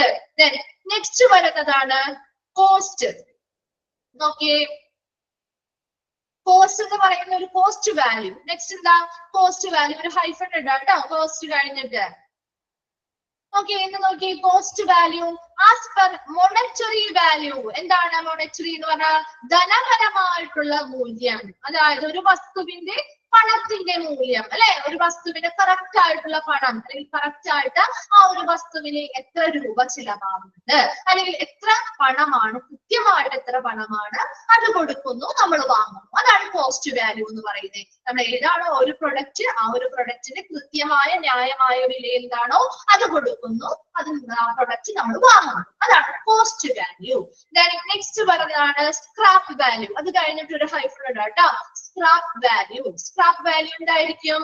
After the life term of the materials, ആ ഒരു ആയുഷ്കാലം, ആ ഒരു മെറ്റീരിയലിന്റെ ലൈഫ് ടൈം അല്ലെങ്കിൽ ആയുഷ്കാലത്തിന് ശേഷമുള്ള മൂല്യം അല്ലെ, അത് നമ്മൾ ഉപയോഗിച്ചു കഴിഞ്ഞു, ഇനി അത് ഉപയോഗിക്കാനായിട്ട് നമുക്ക് ഉപയോഗിക്കാൻ പറ്റാതെയായി അല്ലെ, അതിന്റെ ആ ഒരു ലൈഫ് ടേം എന്ന് പറയുന്നത്, ആ ഒരു ആയുഷ്കാലം എന്ന് പറയുന്നത് കംപ്ലീറ്റ് ആയി. ആ ഒരു വസ്തു നമ്മൾ എന്ത് ചെയ്യുന്നു? സ്ക്രാപ്പിൽ കൊടുക്കും അല്ലെ, ആക്രിക്കടകളിൽ കൊടുക്കുന്നു. അതാണ് സ്ക്രാപ്പ് വാല്യൂ. അപ്പൊ നമുക്ക് അതിനൊരു വാല്യൂ കിട്ടില്ലേ? എത്രയാണ് അതിന്റെ മൂല്യം എന്നനുസരിച്ച് നമുക്ക് പണം കിട്ടില്ലേ? നമ്മൾ കൊടുക്കുമ്പോ കിട്ടാറുണ്ടോ? നമ്മുടെ വീടുകളിലൊക്കെ സാധനങ്ങൾ അങ്ങനെയുള്ള ആക്രികൾക്ക് കൊടുക്കുമ്പോ ആ സാധനത്തിൻ്റെതായ ഒരു വില നമുക്ക് മൂല്യത്തിനനുസരിച്ച് നമുക്ക് വില കിട്ടില്ലേ? അതാണ് സ്ക്രാപ്പ് വാല്യൂ എന്ന് പറയുന്നത്. ലാസ്റ്റ് വണ്ണാണ് ടൈം വാല്യൂ. എന്താണ് time value? How long it will last അല്ലെ, അത് എത്രത്തോളം നിലനിൽക്കും എന്നതിനനുസരിച്ച്. ഇപ്പൊ ഒരു ഫാർമസിയുമായി ബന്ധപ്പെട്ട ഒരു മെഡിസിൻസ് ആണെന്ന് വിചാരിക്കുക. ആ ഒരു മെഡിസിന് ആ ഒരു മൂല്യം ഉണ്ടാവുന്നത് എപ്പോഴാണ്? എക്സ്പയറി ഡേറ്റിന് മുന്നായിരിക്കും അല്ലെ. എക്സ്പയറി ഡേറ്റ് കഴിഞ്ഞ ആ ഒരു സാധനത്തിന് ആ വില ചോദിച്ചാൽ കിട്ടോ? കൊടുത്താലും കിട്ടോ നമുക്ക്? എക്സ്പയറി ഡേറ്റ് കഴിഞ്ഞ ഒരു മെഡിസിൻ ആണ് നമ്മൾ കൊടുക്കുന്നെങ്കിൽ ഇല്ല അല്ലെ. അപ്പൊ അതുപോലെ അതാണ് എത്ര നാള് നമുക്ക് ആ ഒരു എത്രത്തോളം നാള് ആ ഒരു പ്രൊഡക്റ്റ് നിലനിൽക്കും എന്നതിനനുസരിച്ച് നമുക്ക് എന്താണ് ടൈം വാല്യൂ വരും. അപ്പൊ അതാണ് എക്സാമ്പിൾ എന്ന് പറയുന്നത്. എന്താണ് നമ്മുടെ എക്സ്പയറി കഴിഞ്ഞിട്ടുള്ള മരുന്നുകളൊക്കെ ആണെങ്കിൽ നമുക്ക് എക്സ്പയറിക്ക് മുന്നേ വരെയാണ് നമുക്ക് അതിന് വാല്യൂ ഉണ്ടാവുള്ളൂ. അത് കഴിഞ്ഞാൽ അതിന് എന്താണ് വാല്യൂ ഉണ്ടാവില്ല, നമുക്ക് ആ ഒരു പണമൊന്നും കിട്ടില്ല. അപ്പൊ എന്തൊക്കെ ടൈപ്പാണ് വാല്യൂസ് എന്ന് പറഞ്ഞ പലതരത്തിലുള്ള ടൈപ്സ് ഓഫ് വാല്യൂസ് ഉണ്ട് അല്ലെ. ഫങ്ഷണൽ വാല്യൂസ് എന്ന് പറയുമ്പോൾ അത് ആ ഒരു വസ്തു അല്ലെങ്കിൽ ഒരു പ്രൊഡക്റ്റ് ആയിക്കോട്ടെ, അതിന്റെ പ്രവർത്തനത്തെ വ്യാപിച്ചായിരിക്കും. അതെങ്ങനെ നല്ല രീതിയിൽ പ്രവർത്തിക്കുന്നുണ്ടോ, നല്ലൊരു സാധനമാണോ, നന്നായിട്ട് പ്രവർത്തിക്കുന്ന ഒരു ഇതാണോ, അതിനനുസരിച്ച് വാല്യൂ അല്ലെങ്കിൽ മൂല്യത്തിൽ വ്യത്യാസങ്ങൾ വരാം. രണ്ടാമതായി പറഞ്ഞത് എക്സ്ചേഞ്ച് വാല്യൂ ആണ്. അതെന്ന് പറഞ്ഞാൽ എന്താ? ഒരു പഴയ വസ്തു കൊടുക്കുന്നു, പുതിയൊരെണ്ണം വാങ്ങുന്നു അല്ലെ. ടിവിയോ റെഫ്രിജറേറ്റർ പോലെയുള്ള ഏതൊരു പഴയ വസ്തു കൊടുത്തും പുതിയത് വാങ്ങുന്നതാണ് എക്സ്ചേഞ്ച് വാല്യൂ എന്ന് പറയുന്നത്. മൂന്നാമതായി പറഞ്ഞത് എസ്റ്റീം വാല്യൂ അല്ലെങ്കിൽ ബഹുമാന മൂല്യം. അതായത് നമ്മുടെ അന്തസ്, ഒരു വസ്തു നമ്മുടെ കയ്യിലിരിക്കുമ്പോൾ ഉണ്ടാവുന്ന നമ്മുടെ അന്തസ് എത്രത്തോളം ഉണ്ട്. അപ്പൊ അതിന് നമ്മൾ മോഹവിലയ്ക്ക് കൊടുത്ത് വാങ്ങുന്ന കാര്യം നമ്മൾ പറഞ്ഞു അല്ലെ. അപ്പൊ ഒരു ലാൻഡ്, ഒരു ഭൂമിയായിരിക്കും. ചിലപ്പോൾ ചിലർക്ക് നല്ലൊരു റോഡ് സൈഡ് ആയിട്ടുള്ള നമ്മൾ പറയും ഒരു കണ്ണായ സ്ഥലമൊക്കെ കാണുമ്പോൾ ചിലർ എന്ത് ചെയ്യും? അത് മോഹവില കൊടുത്ത് അവർ പറയുന്ന വിലക്ക് ഇവരെന്ത് ചെയ്യും? ഒരു ബാർഗൈനും കാര്യങ്ങളും ഇല്ലാതെ പറയുന്ന വിലക്ക് മോഹവില കൊടുത്ത് അവർ വാങ്ങും അല്ലെ. അത് ഓരോരുത്തരുടെയും അന്തസ് കൂട്ടാൻ വേണ്ടിയല്ലേ, പ്രസ്റ്റീജ് കൂട്ടാൻ വേണ്ടിയിട്ടല്ലേ. അതുപോലെ തന്നെ ഫിലിം സ്റ്റാറുകളാണെങ്കിൽ സീരിയൽ ഒരുപോലെ അവർക്ക് വരേണ്ടത് ഇഷ്ടമുള്ള സീരിയൽ നമ്പറുകൾ വരുന്ന രീതിയിലുള്ള വാഹനങ്ങളൊക്കെ അവര് പർച്ചേസ് ചെയ്യും, വാങ്ങും അല്ലെ. അവർ പറയുന്ന വില കൊടുത്ത് തന്നെ അവര് വാങ്ങി സൂക്ഷിക്കാറുണ്ട്. അപ്പൊ അതൊക്കെ അവരുടെ അന്തസ് കൂട്ടാൻ അല്ലെങ്കിൽ പ്രസ്റ്റീജ് കൂട്ടാൻ വേണ്ടിയുള്ള ബഹുമാന മൂല്യത്തിന് വേണ്ടിയിട്ടുള്ളതാണ്. നാലാമതായി പറയുന്നത് cost value as per monetary value, ധനപരമായിട്ടുള്ള മൂല്യം അല്ലെ. ആ ഒരു വസ്തുവിന് കൃത്യമായിട്ടുള്ള ന്യായമായ വില എത്രയാണോ അത് കൊടുക്കുന്നു, ആ പ്രൊഡക്റ്റ് വാങ്ങുന്നു. അതാണ് കോസ്റ്റ് വാല്യൂ. സ്ക്രാപ്പ് വാല്യൂ എന്ന് പറയുന്നത് അതിന്റെ ആ ഒരു ലൈഫ് ടൈം അല്ലെങ്കിൽ ആയുഷ്കാലം, ആ ഒരു മെറ്റീരിയലിന്റെ ആയുഷ്കാലം എന്ന് പറയുന്നത് കിട്ടുന്നു. ഇനി അത് എത്ര രൂപയ്ക്ക് നമുക്ക് ഇനി അതിന് എത്ര രൂപ നമുക്ക് മൂല്യം കിട്ടും അല്ലെ? നമ്മൾ സ്ക്രാപ്പുകളിലൊക്കെ പഴയ സാധനങ്ങൾ ആക്രി സാധനങ്ങൾ കൊടുക്കുന്നതാണ്. അപ്പൊ നമുക്ക് കിട്ടുന്ന ആ ഒരു മൂല്യം, അതായത് ഉപയോഗിച്ചുകൊണ്ടിരിക്കുന്ന സമയത്ത് ഒരു മൂല്യമായിരിക്കില്ലല്ലോ അത് സ്ക്രാപ്പ് ആയി കഴിഞ്ഞാൽ നമുക്ക് കിട്ടുന്നത്, വേസ്റ്റ് ആയി കഴിഞ്ഞാൽ. അപ്പൊ അതിന് ആ സമയത്ത് ഉപയോഗിച്ച് തീർന്നു, നമുക്ക് ആ ഒരു അതിന്റെ ആ ഒരു ആയുഷ്കാലം, ആ ഒരു സാധനത്തിന്റെ ആയുഷ്കാലം കഴിഞ്ഞു, അത് കഴിഞ്ഞ് നമുക്ക് കിട്ടുന്ന ഒരു വിലയാണ് സ്ക്രാപ്പ് വാല്യൂ എന്ന് പറയുന്നത്. ലാസ്റ്റ് വരുന്നതാണ് time value. How long it will last അല്ലെ? അത് എത്രത്തോളം നിലനിൽക്കും എന്നുള്ളതിനനുസരിച്ച്. എക്സ്പയറി ഡേറ്റ് കഴിഞ്ഞ ഒരു മരുന്നാണെങ്കിൽ അതിനുശേഷം അതിന് ആ ഒരു വില മൂല്യം കിട്ടില്ല. അതേസമയം എക്സ്പയറിക്ക് മുന്നാണെങ്കിലോ അത് വാല്യൂബിൾ ആയിട്ടുള്ള ഒരു മെഡിസിൻ ആണ്, അതിനതിൻ്റെതായിട്ടുള്ള ഒരു സമയത്തിനനുസരിച്ചുള്ള മൂല്യം കിട്ടുന്നതായിരിക്കും. ക്ലിയർ ആണോ? Different types of values clear ആയോ? അത് ഓക്കെ, നമ്മൾ ഇന്ന് ഇത്ര എടുക്കുന്നുള്ളൂ. Purpose or aims in doing value analysis ചെയ്യുന്നതിന്റെ പർപ്പസ് നമുക്ക് നെക്സ്റ്റ് ക്ലാസ്സിൽ പറയാം കേട്ടോ. ഓക്കെ, ഇന്ന് തന്നെ ഇത് വായിക്കണോട്ടോ. വീട്ടിലിരുന്ന് വായിക്കാതെ ഒരു കാരണവശാലും നിങ്ങൾക്ക് ഇത് മനസ്സിലാവില്ല. എല്ലാ ദിവസവും അത് പറയുന്നത് എന്താണെന്ന് വെച്ചാൽ നിങ്ങൾ വായിക്കാൻ വേണ്ടിയിട്ടാണ്. കുറച്ച് ഭാഗങ്ങളെങ്കിലും അത് ഒരു 1 2 പ്രാവശ്യമെങ്കിലും വായിച്ച് മനസ്സിലാക്കുക. ഡൗട്ട്സോ കാര്യങ്ങളോ ഉണ്ടെങ്കിൽ നെക്സ്റ്റ് ക്ലാസ്സിൽ വരുമ്പോൾ ചോദിക്കാം കേട്ടോ. ഓക്കെ, ക്ലാസ് വൈൻഡപ്പ് ചെയ്തോട്ടെ. Thank you Miss. Thank you, miss. Thank you, Miss.